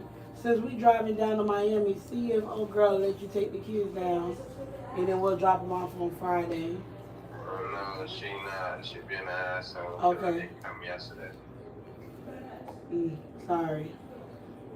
So, I will try, or see if she'll let you pick them up on Friday, and then Saturday she can come pick them up, or later on Friday she can pick them up. she done block me. Shit. All right then, baby. I tried, but we'll talk later. Don't forget my coffee list. Okay, later. Because he was not able to come get the kids see the kids yesterday. She blocked them. But she live in Palm Bay. You think it's because she feel like it's a repeat pattern, or she's being controlling? She's been controlling. Because if I message you and say I'm unable to come, I let you know in advance. But baby girl, you live almost 2 hours out. And I can't go see my kids unless you're home.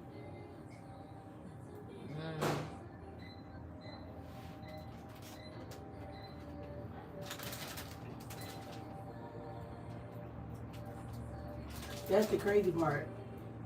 That mean I can't even go to the kids' daycare and see my kids? You should. I'm telling you. Then she told me the other day, a couple months ago, oh, I think we should try to get back together again. My brother's like, no, I'll just put myself on child support. Oh, so that's why she's doing it, because she want to be with him. I feel is that, but it's been a controlling thing ever since the beginning. Like, how somebody going through a legal situation, the only thing you can think about telling them through the phone is, oh, I haven't eaten yet. Why would you tell somebody that can't get to you, you haven't eaten selfish. yet? Because she's selfish. She only You care know about... you're pregnant, you know you gotta eat. Well, this situation is stressing me out, and I just haven't eaten. Why haven't you eaten? Because she's pregnant now? She was. Oh. He going through a legal situation. He can't get to you, and it's because of you. Partially because of you that he's in the situation that he in. So you tell him you can't eat and he can't get to you, but he's asking his family members to send you. I told him, I said, he's sending her not one red sis. He wanted me to send her the lawyer. I said, why would I send her the lawyer information? She didn't put up the $20K for you, for the lawyer. And I said, he was like, oh, she wanted to call them and get send them the. I said, okay. To this day, I'm still waiting for her to send a letter in, on a character letter on his behalf. She wrote one like somebody in the 5th grade was writing one. I had to go back and rewrite the letter.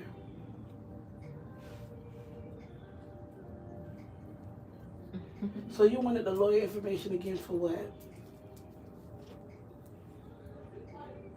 For what? But he got in trouble? Yeah, him and the best friend got into like a physical altercation, and the dude called the police and all everything. Girl, it was a big thing on the news a couple years ago. Oh, okay. I was like, you better thank God I'm in the city. Because then I was living in Jacksonville. My job transferred me to Jacksonville. So I was close by. But now, this is how jacked up you know. You call the police on me over a female. We've been friends before this female. Because of this female, she don't want you to have no homeboys, no nothing. Okay, cool. Now you got me arrested because you and I handle things like men. Because I told you, that's your woman, control her mouth. And if I don't hit women, but since that's your lady, me and you got to tussle out like men. Okay, we tussle out like men, you call the police. But how about I get released and you get sent to jail now because you domestically was beating on her. So now she called the police on you. But previously, when y'all was living with me, I had to hide you in my house in a back stairway closet. Because you know, some closets, they got the little, some stairs, they got downstairs closet. I had to hide you in there because you and her got into an altercation and the police came looking for you. But you called the police on, y'all called the police on me. And then 3 months later, she called the police back on you. You spent 3 months in jail. I said, boy, karma come by quick. I said, but this is your lesson learned. He's like, yeah, I don't need no friends. I got my kids and my family. I'm good. I said, okay. I said, do what you gotta do, baby. So, that's him right now.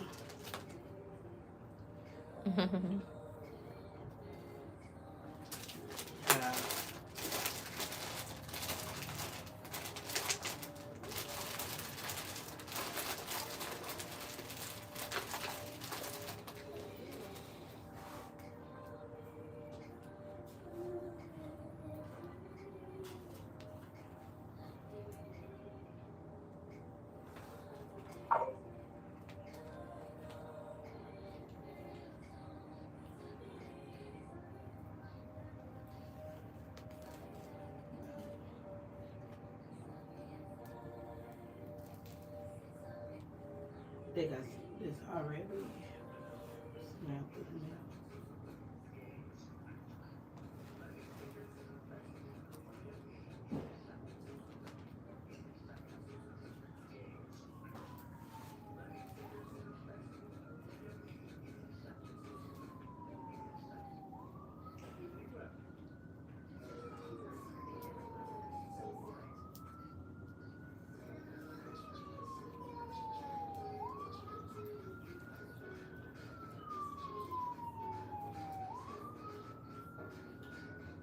So you haven't seen your email yet?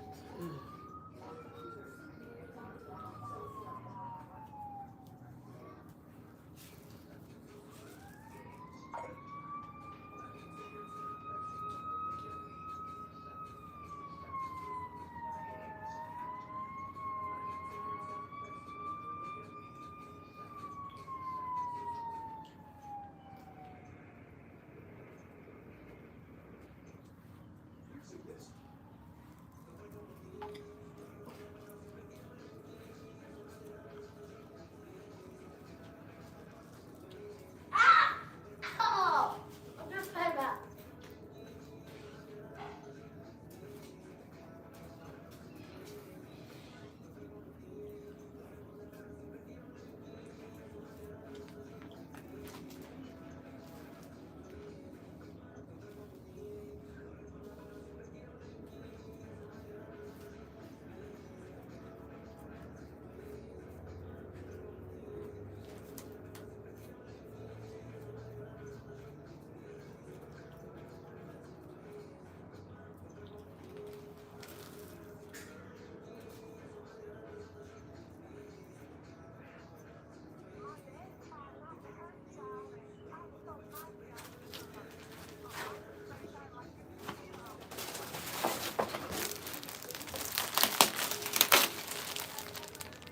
Hey, baby.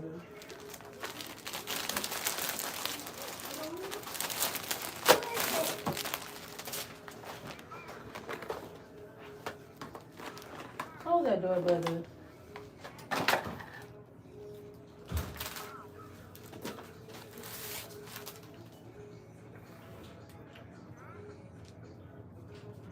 We should greedy tail over there eating. Mommy, you have the brown. No. Oh.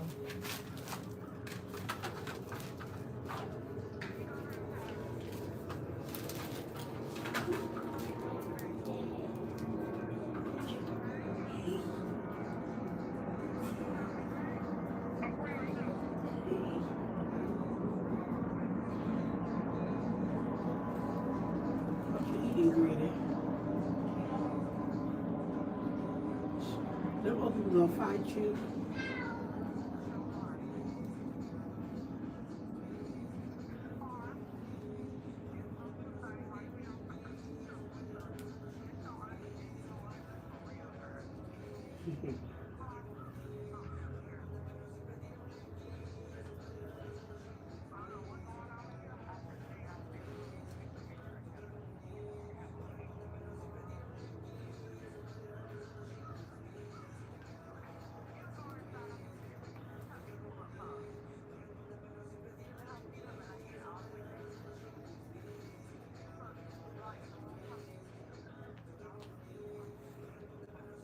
You want to watch some more? At least try to set them on. One, two, and always call somebody and let them know. Okay? Don't let her in. So, and a lot of times you get here, what time you get here? 7 o'clock? Get here early. Because I'm going to tell you something. No, depending on your day. Because you're going to, depending on your day, sometimes you might have to haul off. Get here early. So you can get your boys. Then what I do, I come here, I ain't got time for no bullshit. Because if I finish, I got a whole house. At least I got 3 more people. Or my stand. When I get up, it's like 4 3. So, this is me. You know what I'm saying? Work smart. So, a lot of people like to get here at 7 o'clock. Like to call because the same way you come and talk 30 minutes, you could have got 3 bucks. You know what I'm saying? You don't think like that. Come on, small day. So, no, be smart. Any of us that. I know some people like, if child ain't work, gonna be right there. Yeah, ain't gonna be a lot more. Because you got therapy coming, you're gonna get shit.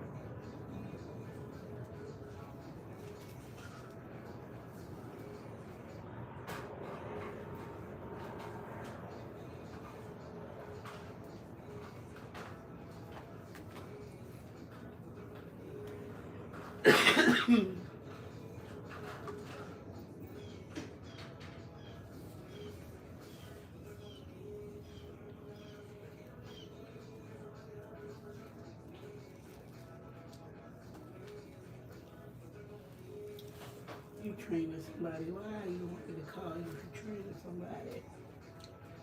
Ugh.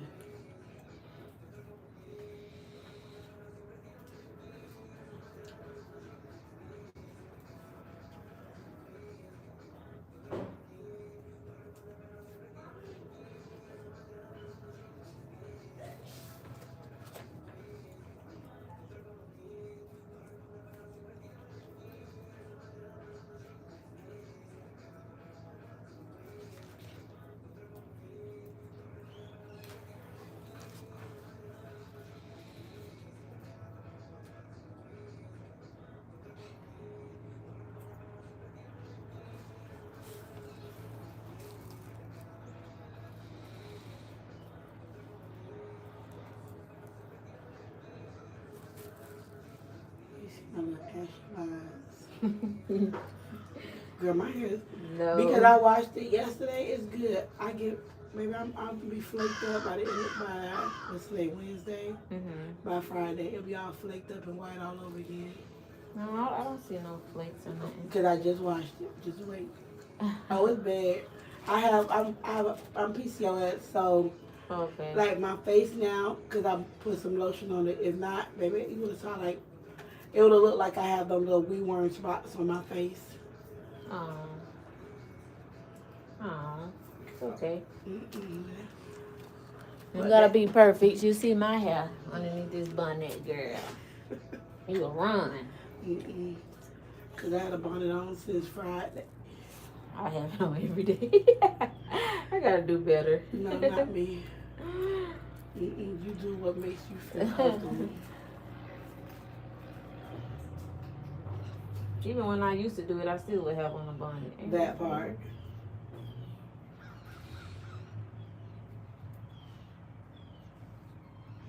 Go say it if you're coming in here.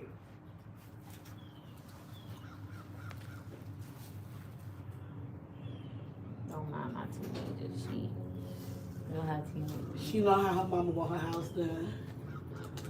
That's your example. I hope she's clean. She know you would have told them you either in or you out the house. Trisha, can you put me an ice drink in the freezer, please?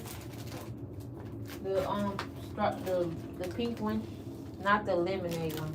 I mean the lime one, not that one.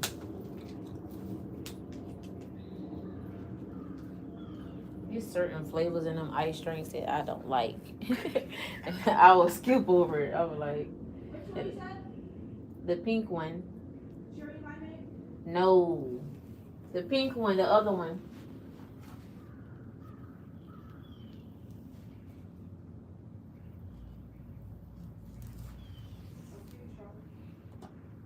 Yeah, that one.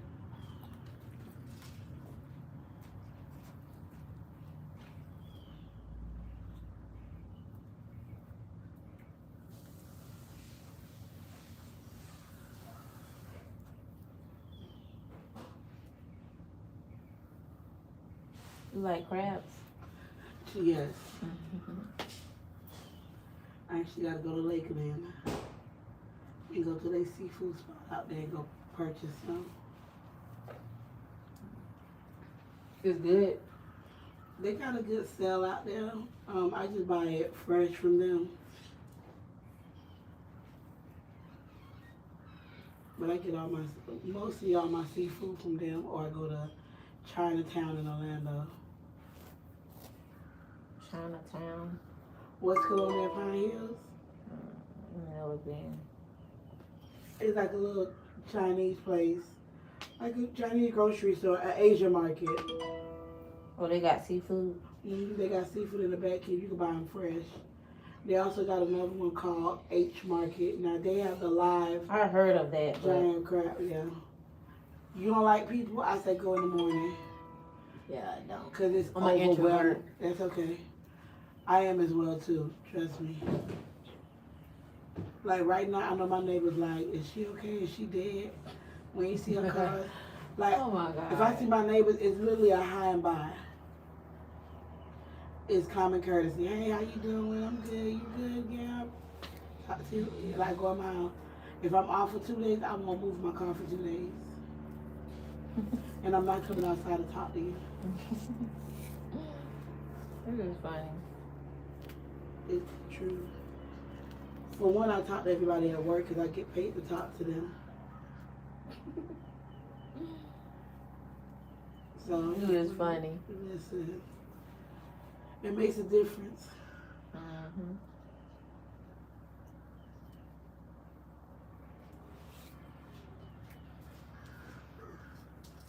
It makes one difference.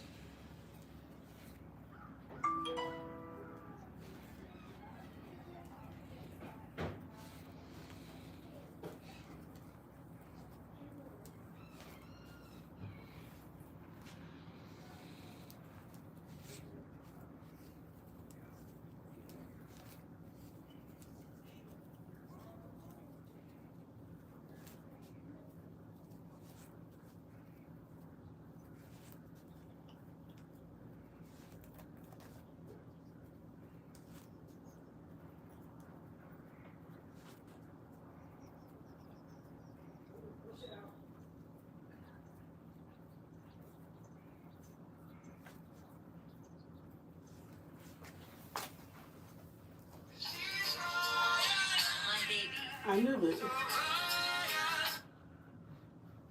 Hello? Yes, ma'am. Hold on. I don't know what you want. What's your name? Cause you were too busy training. Cause you were training somebody. I understand, thank you, but I wasn't necessarily trained where it was. I was just letting her know about the page. And they got time to hear you fussing at people, child. Come on, baby.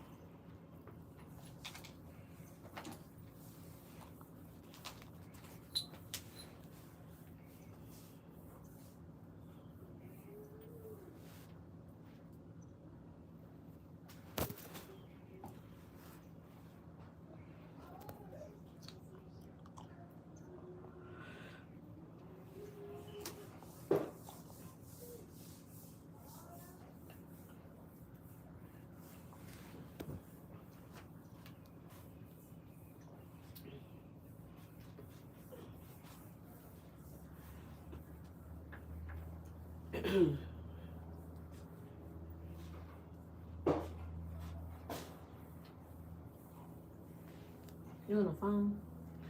Yeah, what's up, baby? She with her patience, honey. She ain't paying me no attention. Oh, okay. Raggedy tail.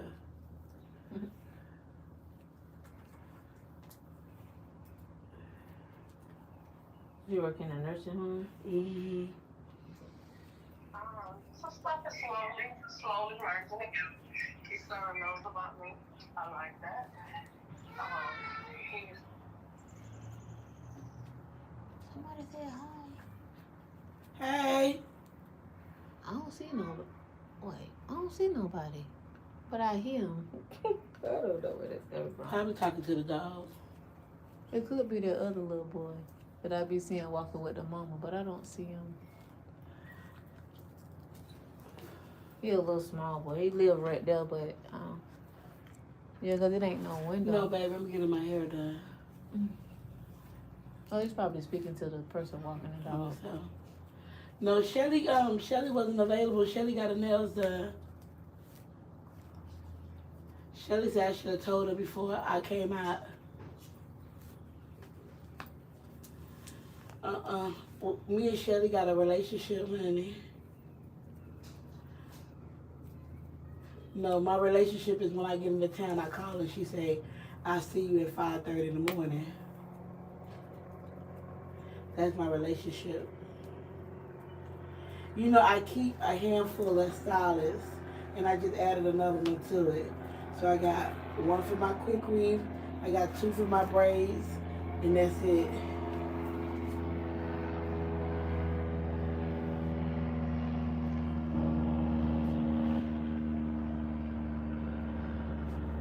So, yeah, Shelly got a life too. She gotta live it. She's probably tired of me, but ain't tired of my money. No, she left the hospital. She said she had to leave. She went back to Westgate. Not back to Westgate. She worked at Westgate. She's a supervisor. She worked 3 to 11. Housekeeping. She's a housekeeping manager. Exactly. Shelly doesn't smoke no more. She don't drink no more. She try not to cuss as much. Yeah. She said she got tired of God calling on her. Mm-hmm. I know you did. Girl, God gonna always keep blessing you, baby. You put your mind to it, and whatever door he closed, that means it wasn't meant for you to go through that door.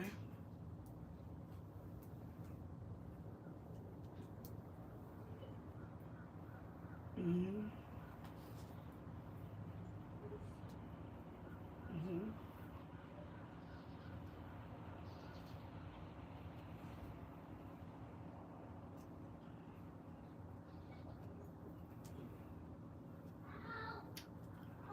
Who? What is that?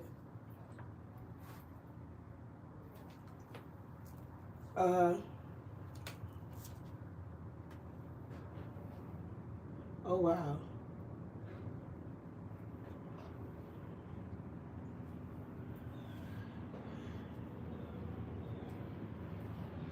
Did you tell the lady about it, or you gonna wait? Okay. Look, you just wait and be like, oh, I didn't know you guys were owned by the same person, but let me explain the situation to you.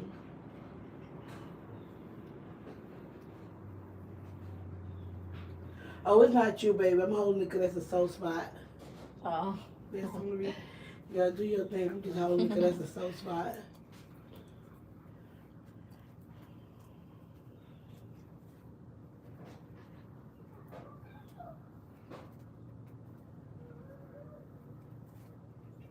Mhm.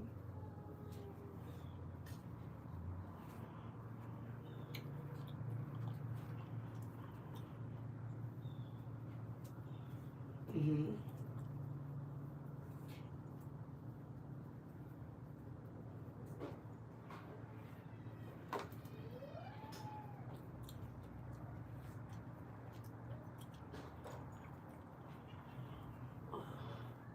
Your little punk ass always crying.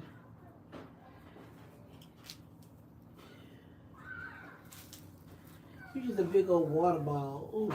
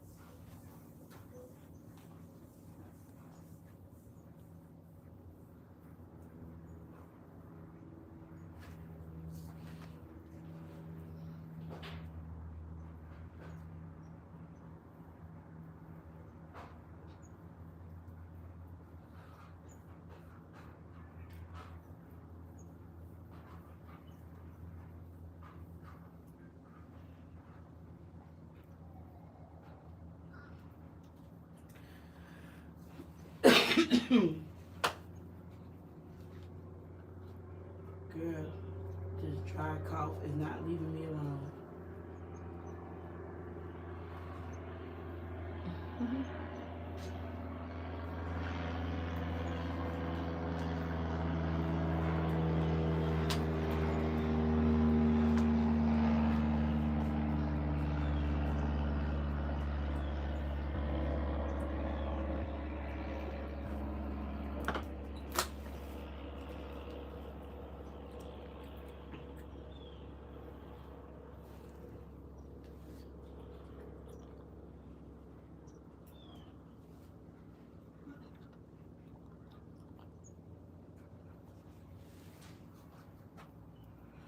That's that differential.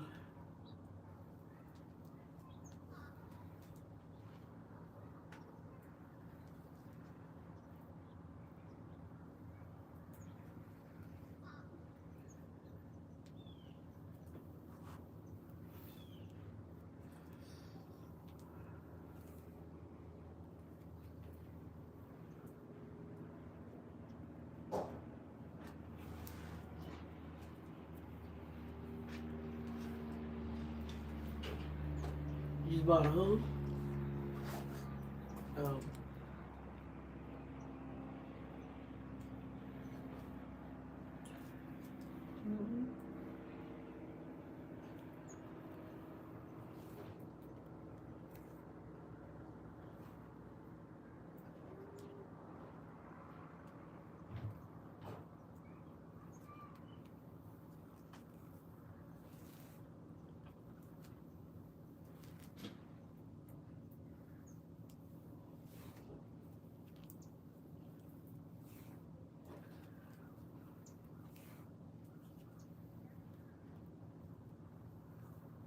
Get it, girl, get it.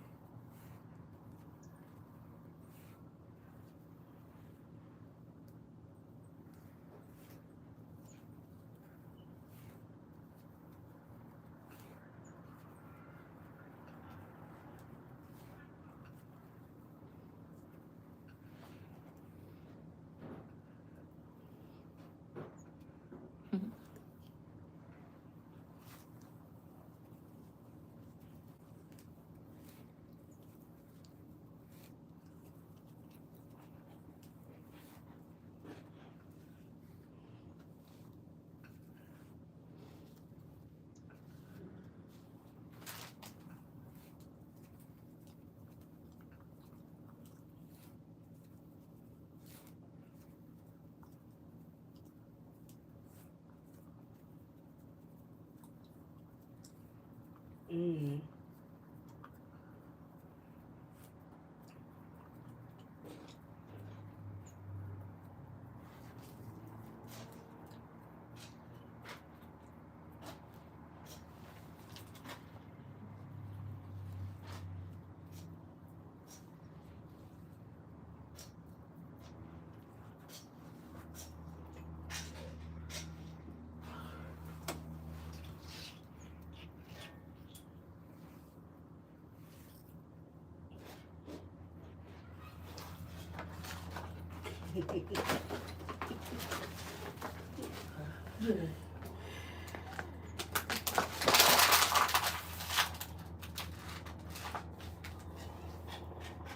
Mm-hmm.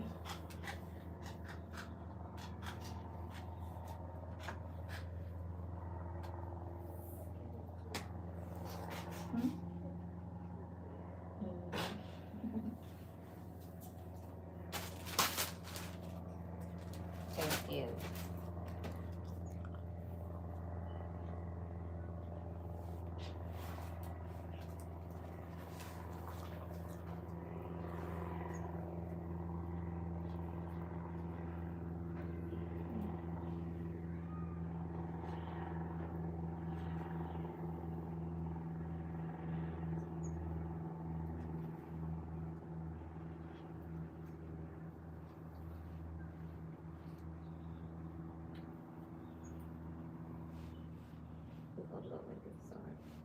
You fine.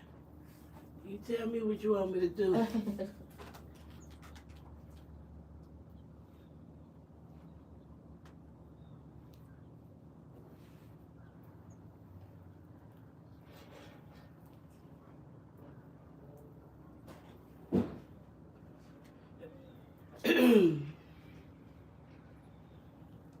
Child, you talking about that? So yesterday, Carter. I guess yesterday was picture days. Picture day. Carter been on this for the past 2-3 weeks. We're gonna take these pictures for the past month. So I guess yesterday, Carter. Not I guess Carter was supposed to go see the kids yesterday. I guess when old girl got off of work, he was to drive to Palm Bay. So Carter texted her was like, "Hey, I'm unable to come see the girls. I'm gonna be driving down to go to Miami. I'm pick him up then." Old girl got him blocked. That controlling bullcorn. Her same old BS. If she can't have it her way, it ain't nobody way. But then you using the child as a fuck trophy. I told him that. I said, sorry. You using the child as a F trophy. Like you dangling the child in front of him because you know he'll bend over backwards about his kids. You went from being 30 minutes away in Melbourne, I think it was Melbourne or wherever, then you move all the way to Palm Bay. Talking about there's no jobs. No, you just don't want to work. Then you're going to tell Carter a month or two ago, oh, let's try it again. Try what again? So you could entrap him with another child? You already did that with 3. You got one child that's 18, but you got a newborn from him. 3, 4 years old. I told Carter, that's you. I said, you keep falling for the okie doke. I said, you keep thinking that, nobody wants to see you happy. But if I can smell BS from a mile away, you might want to listen to me. I said, so far I have not steered you wrong, or what I have spoken to you has not come to light. I said, remember when I told you the people feeding your dog, they were poisoning your dog? Couldn't to find out they was, but you weren't listening to me. You were like, oh no, they'll never do that. Okay, it showed.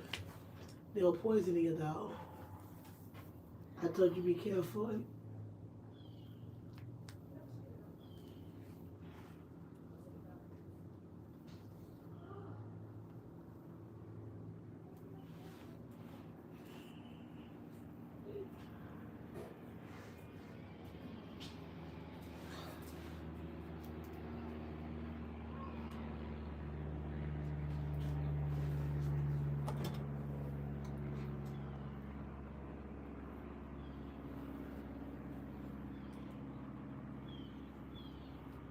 Yeah. Sometimes what's between the person's leg is speak louder than the volume of what's supposed to be done right.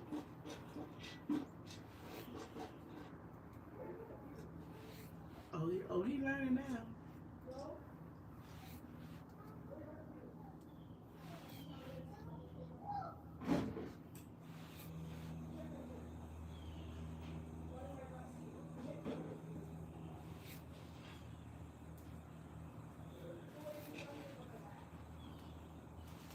Child, I ain't worried about it. Cause my thing is this: you can't keep getting bitten by the same snake over and over again. Mm-mm. There's too much.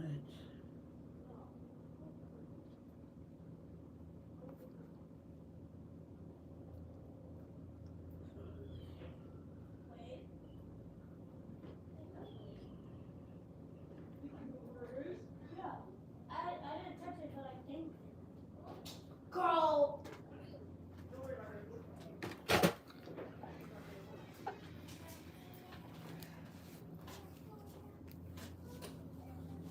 I don't see it.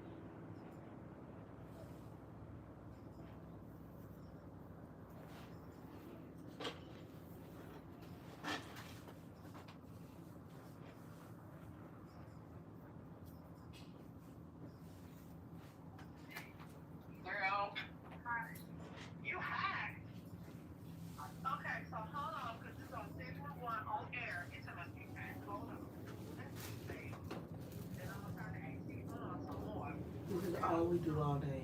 Oh, it's okay. I be at work, I got my earpiece in, and this is what we do back and forth all day.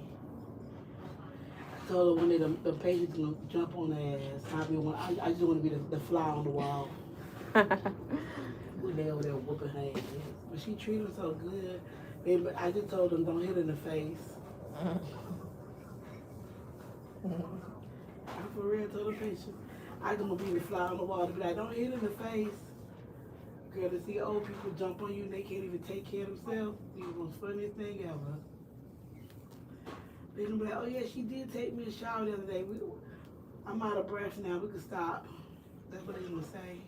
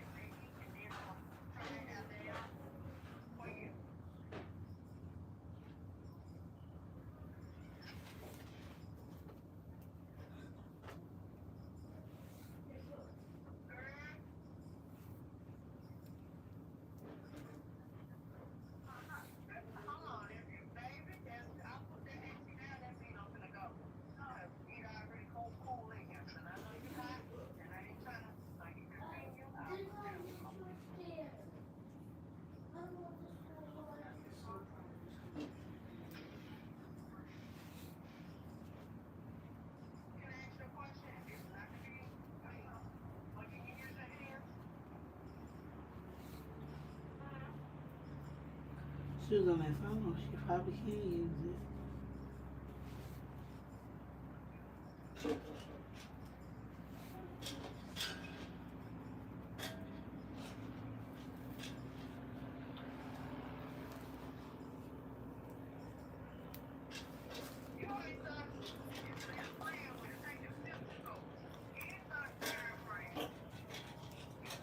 Is that your baby outside?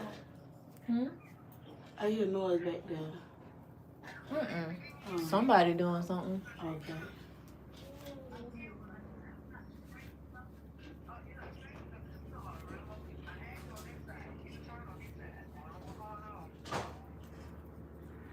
She like the other side better.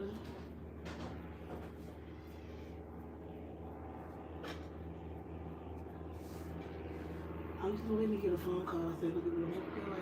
That's it. Like, mama, there was 6 of them on me. I said, yeah, it took 6 to beat you.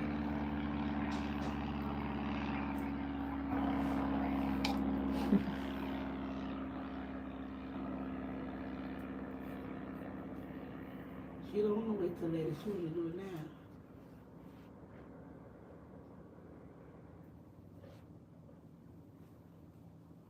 Oh, baby, I don't care for the middle part. No, it's not a middle part. Okay. I'm about to say, girl, I don't care for that. I don't understand what the fascination is about middle parts. Now, it looks beautiful on some folks, and then you're right, why? Your forehead big, girl. I'd rather be a forehead already big. But I love my forehead, though, I ain't gonna lie.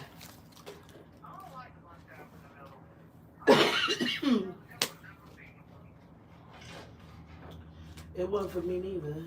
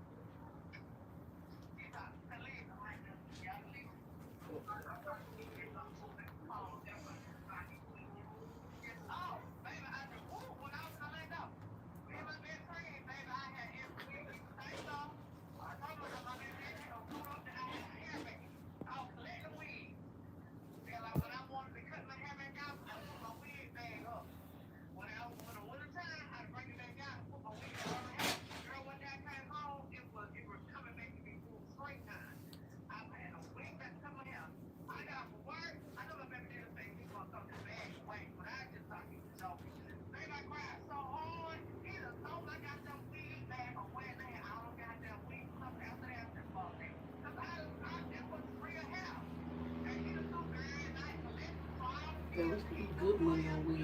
Ooh. Then when lace front was coming out, they were like $20 lace front human hair. Baby, and them synthetic was $10.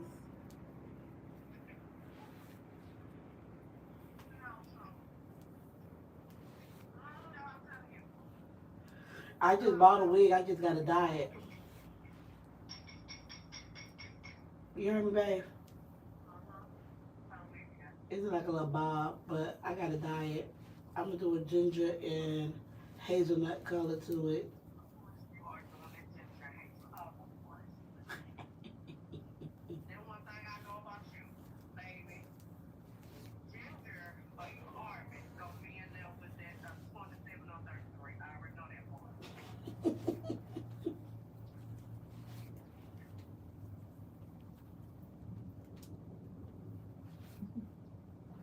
Most definitely.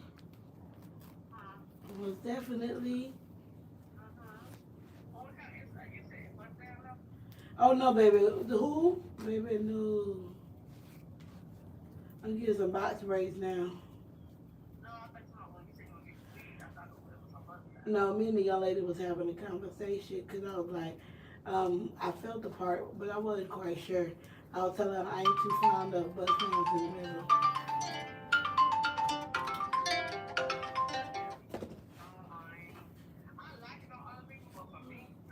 That's what I was saying. On some people look nice, but some people they be having a 6 head and not a 4 head, and they be having a bust. I be like, baby, you should have just done your little swoop to cover that 4 head.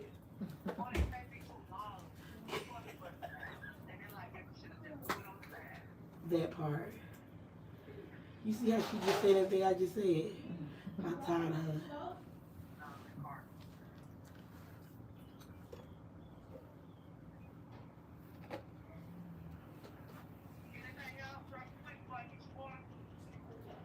I thought you were feeding your one patient.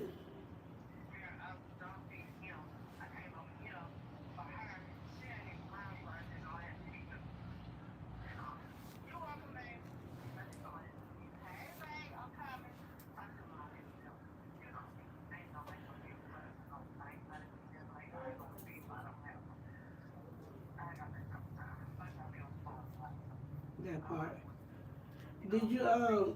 Did you ever go and find out what your DOL wanted from you?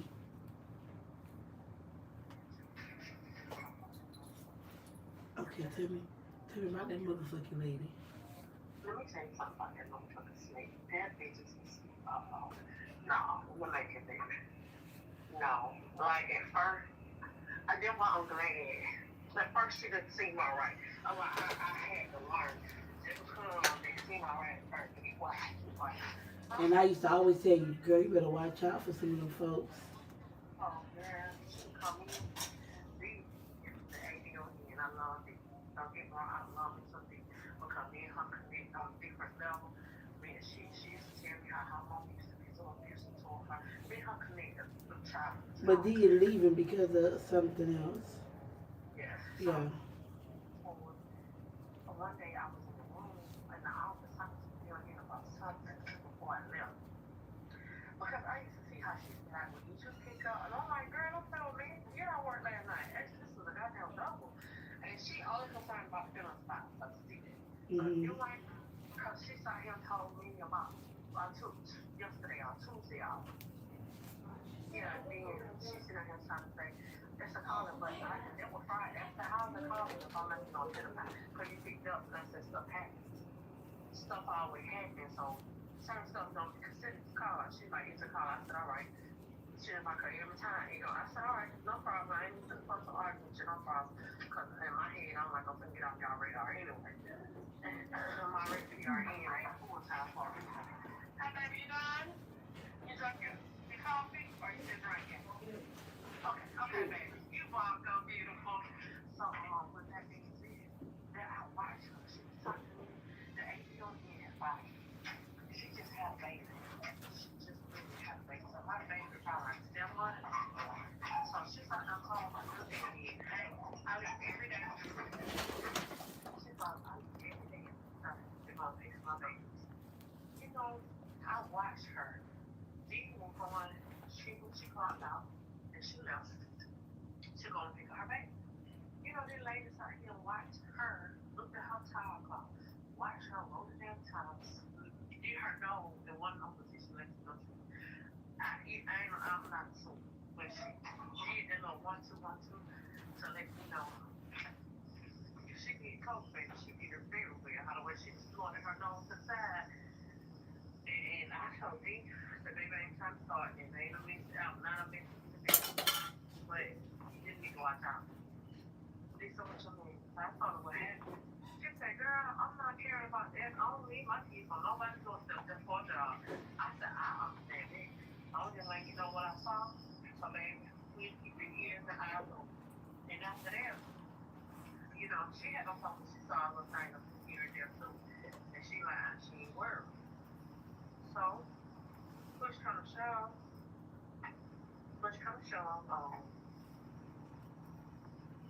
Oh Lord, there's a lady here. After that, I don't know how to like, hey babe, hey Jasmine. I don't know how she operates. She operates that. Hold on, babe, I'm promise. She operates that and then I think that she don't care about it. She only here for the rest. She's not here for it. And I've seen it.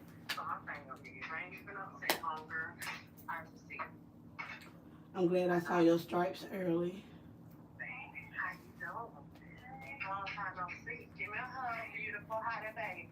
Okay. Now we making no more babies. Okay? Keep popping them out, baby. No more babies. Not right now. Look who's talking. Get your stuff together. Before you have more babies. But how is it today? God is always wonderful, baby. And your mama with the baby? Yeah. God is always good. What you looking for, Mika? I didn't see that this morning. So I don't know if it's upstairs. I don't know if it's on the other side. I did not see. So I don't know where it is.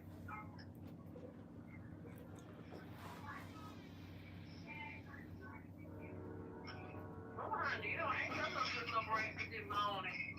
You don't ain't tough good no break. No little help to you? Can't get out now. What's this here, baby? I said no help to you. I can't get it out. Come on, how you doing? Wonderful. Now. Oh, she walked down here. Which one I can see? You want to see who it is? Oh, no. Okay. She telemarketer. They be calling early in the morning. Listen, you know they're not supposed to call you past 8. Hmm. I had one the other day call me at 8:15. I said, whoever you are, it is past 8 o'clock. The girl, they hung up. No big deal. I got you. Something like that. Yes, ma'am. Thank you. Yes, ma'am. We're going to get that wash up this morning.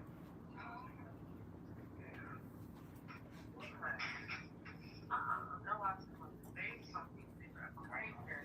I think you're going to come. Good morning. We done? Okay, so what? You good? I'll take you. And you can keep it. You can keep it. Which one is it right here? In here?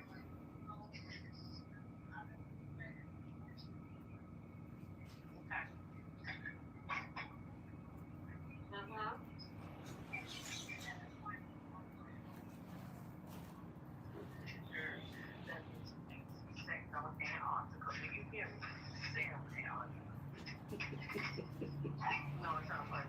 It is. Just because you don't like it don't mean it ain't funny, honey.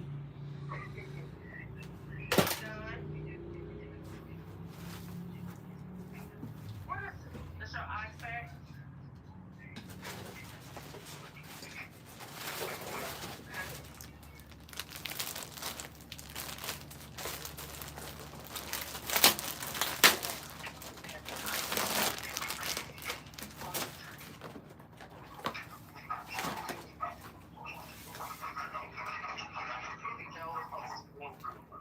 It be who? You done?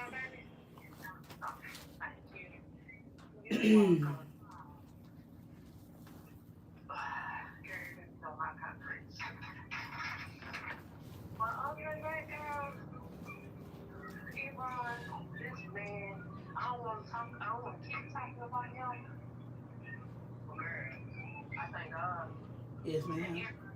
I think that's every little thing, like I was telling him, to me, what I see, and I told him, every little thing that okay, for example, he's playing Johnny, so he always with his first clothes on. He's like, babe, I gotta get me some more clothes, I know I gotta, and I told him, okay, but you need to also understand this. I'm not like, Wait, what if...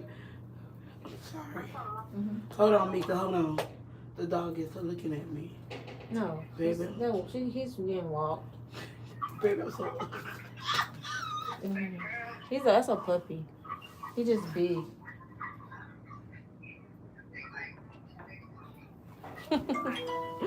You play too much. Girl, they got a big old dog in this complex because it's a puppy. That bad boy look like 4 kids. Yeah, he just big though. It's a puppy. it could be a puppy though, depending on what kind of dog, it could be a puppy. Mika, F you in the dog, okay? Come on, how you doing?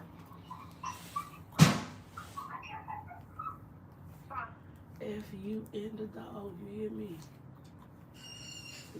Baby. I run too when I see him. I'm going to the dump, so I'll be like, oh, let me go. Baby. If we need a dumpster, would have been best friends. He always on a leash though. You too big not to be on one. No, they're not allowed to have dogs around here without it being on a leash.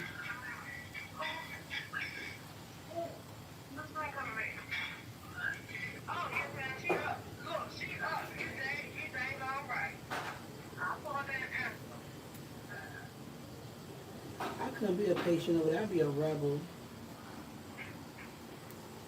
I tell you, I ain't ready to go back in my bed. I'll go back in my bed at 7 o'clock at night.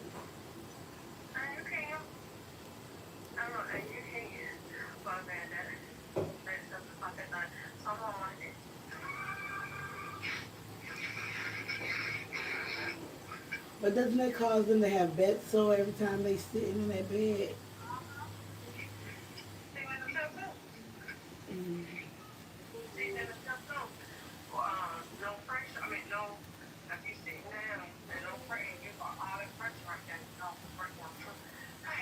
Lord Jesus, please, when I get old, let me be as active as possible. Let me go see Mr. Willis after my husband died. Be 80 years old, going to go see Mr. Willis and see how he doing. This is stuff I be thinking about for real when I get older. I said, Lord, let me be a cusser. And I said, let me be able to still drive around. There was a guy here, was a black man, 102, still driving.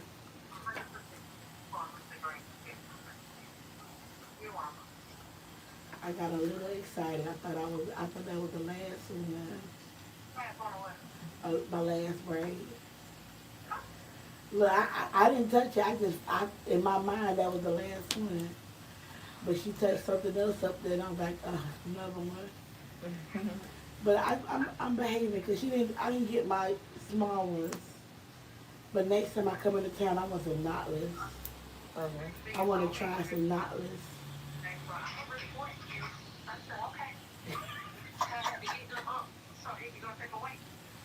You never had knotless? No. Oh.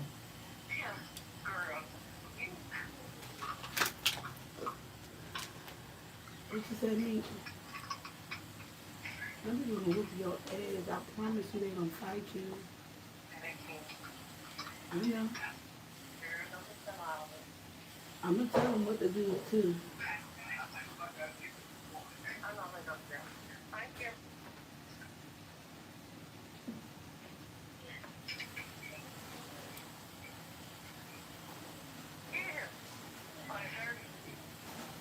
Charles called to check on me yesterday.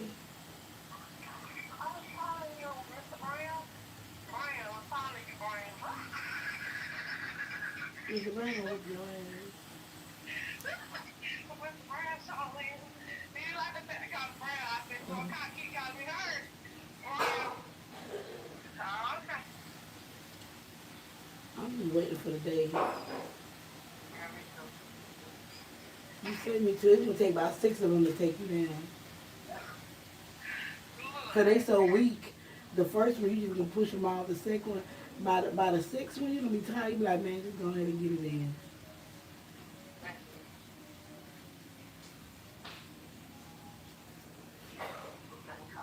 But he said, like I told him, I said, I love how the way you are, and I said, I know probably like he don't got over the part of what he hates to have. He don't got over it, that's something like you. I told him, I love Should I put the water on everything that I for the have pot? for my dad. Just put it. You know how to do it? I said, for example, yeah, you like your plain Jane. I said, yeah. I said, but I like that about it. And he Yeah, boxbraids and crochet. Yeah, because of my birthday. Look good. Anybody talking to you? And this is her cake from a girl named Yummies. Yeah, I know her, that lady. Get, baby. It was good. What? Her red velvet cake do not taste like chocolate. And I love it. Ugh. And then we got a pound cake. But that's my baby though. Every time I come in town, I go get me a cake from her. I might go get one on Friday while I'm in the area. Where's she at? Fort Lauderdale. Yeah, I was about to say, I know she's not here. She was here for Classic, and Selling them slices. I know she sold that. on the last day I went and got some. She was sold out, so that's why I said on Friday when I get into town, I'm going to go get some. Before I leave Fort Lauderdale, I'm going to get me some.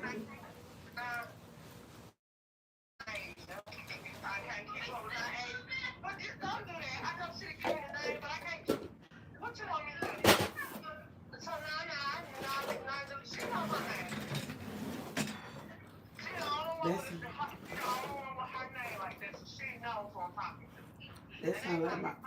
That's like my cousin girlfriend. I don't know how to say her name.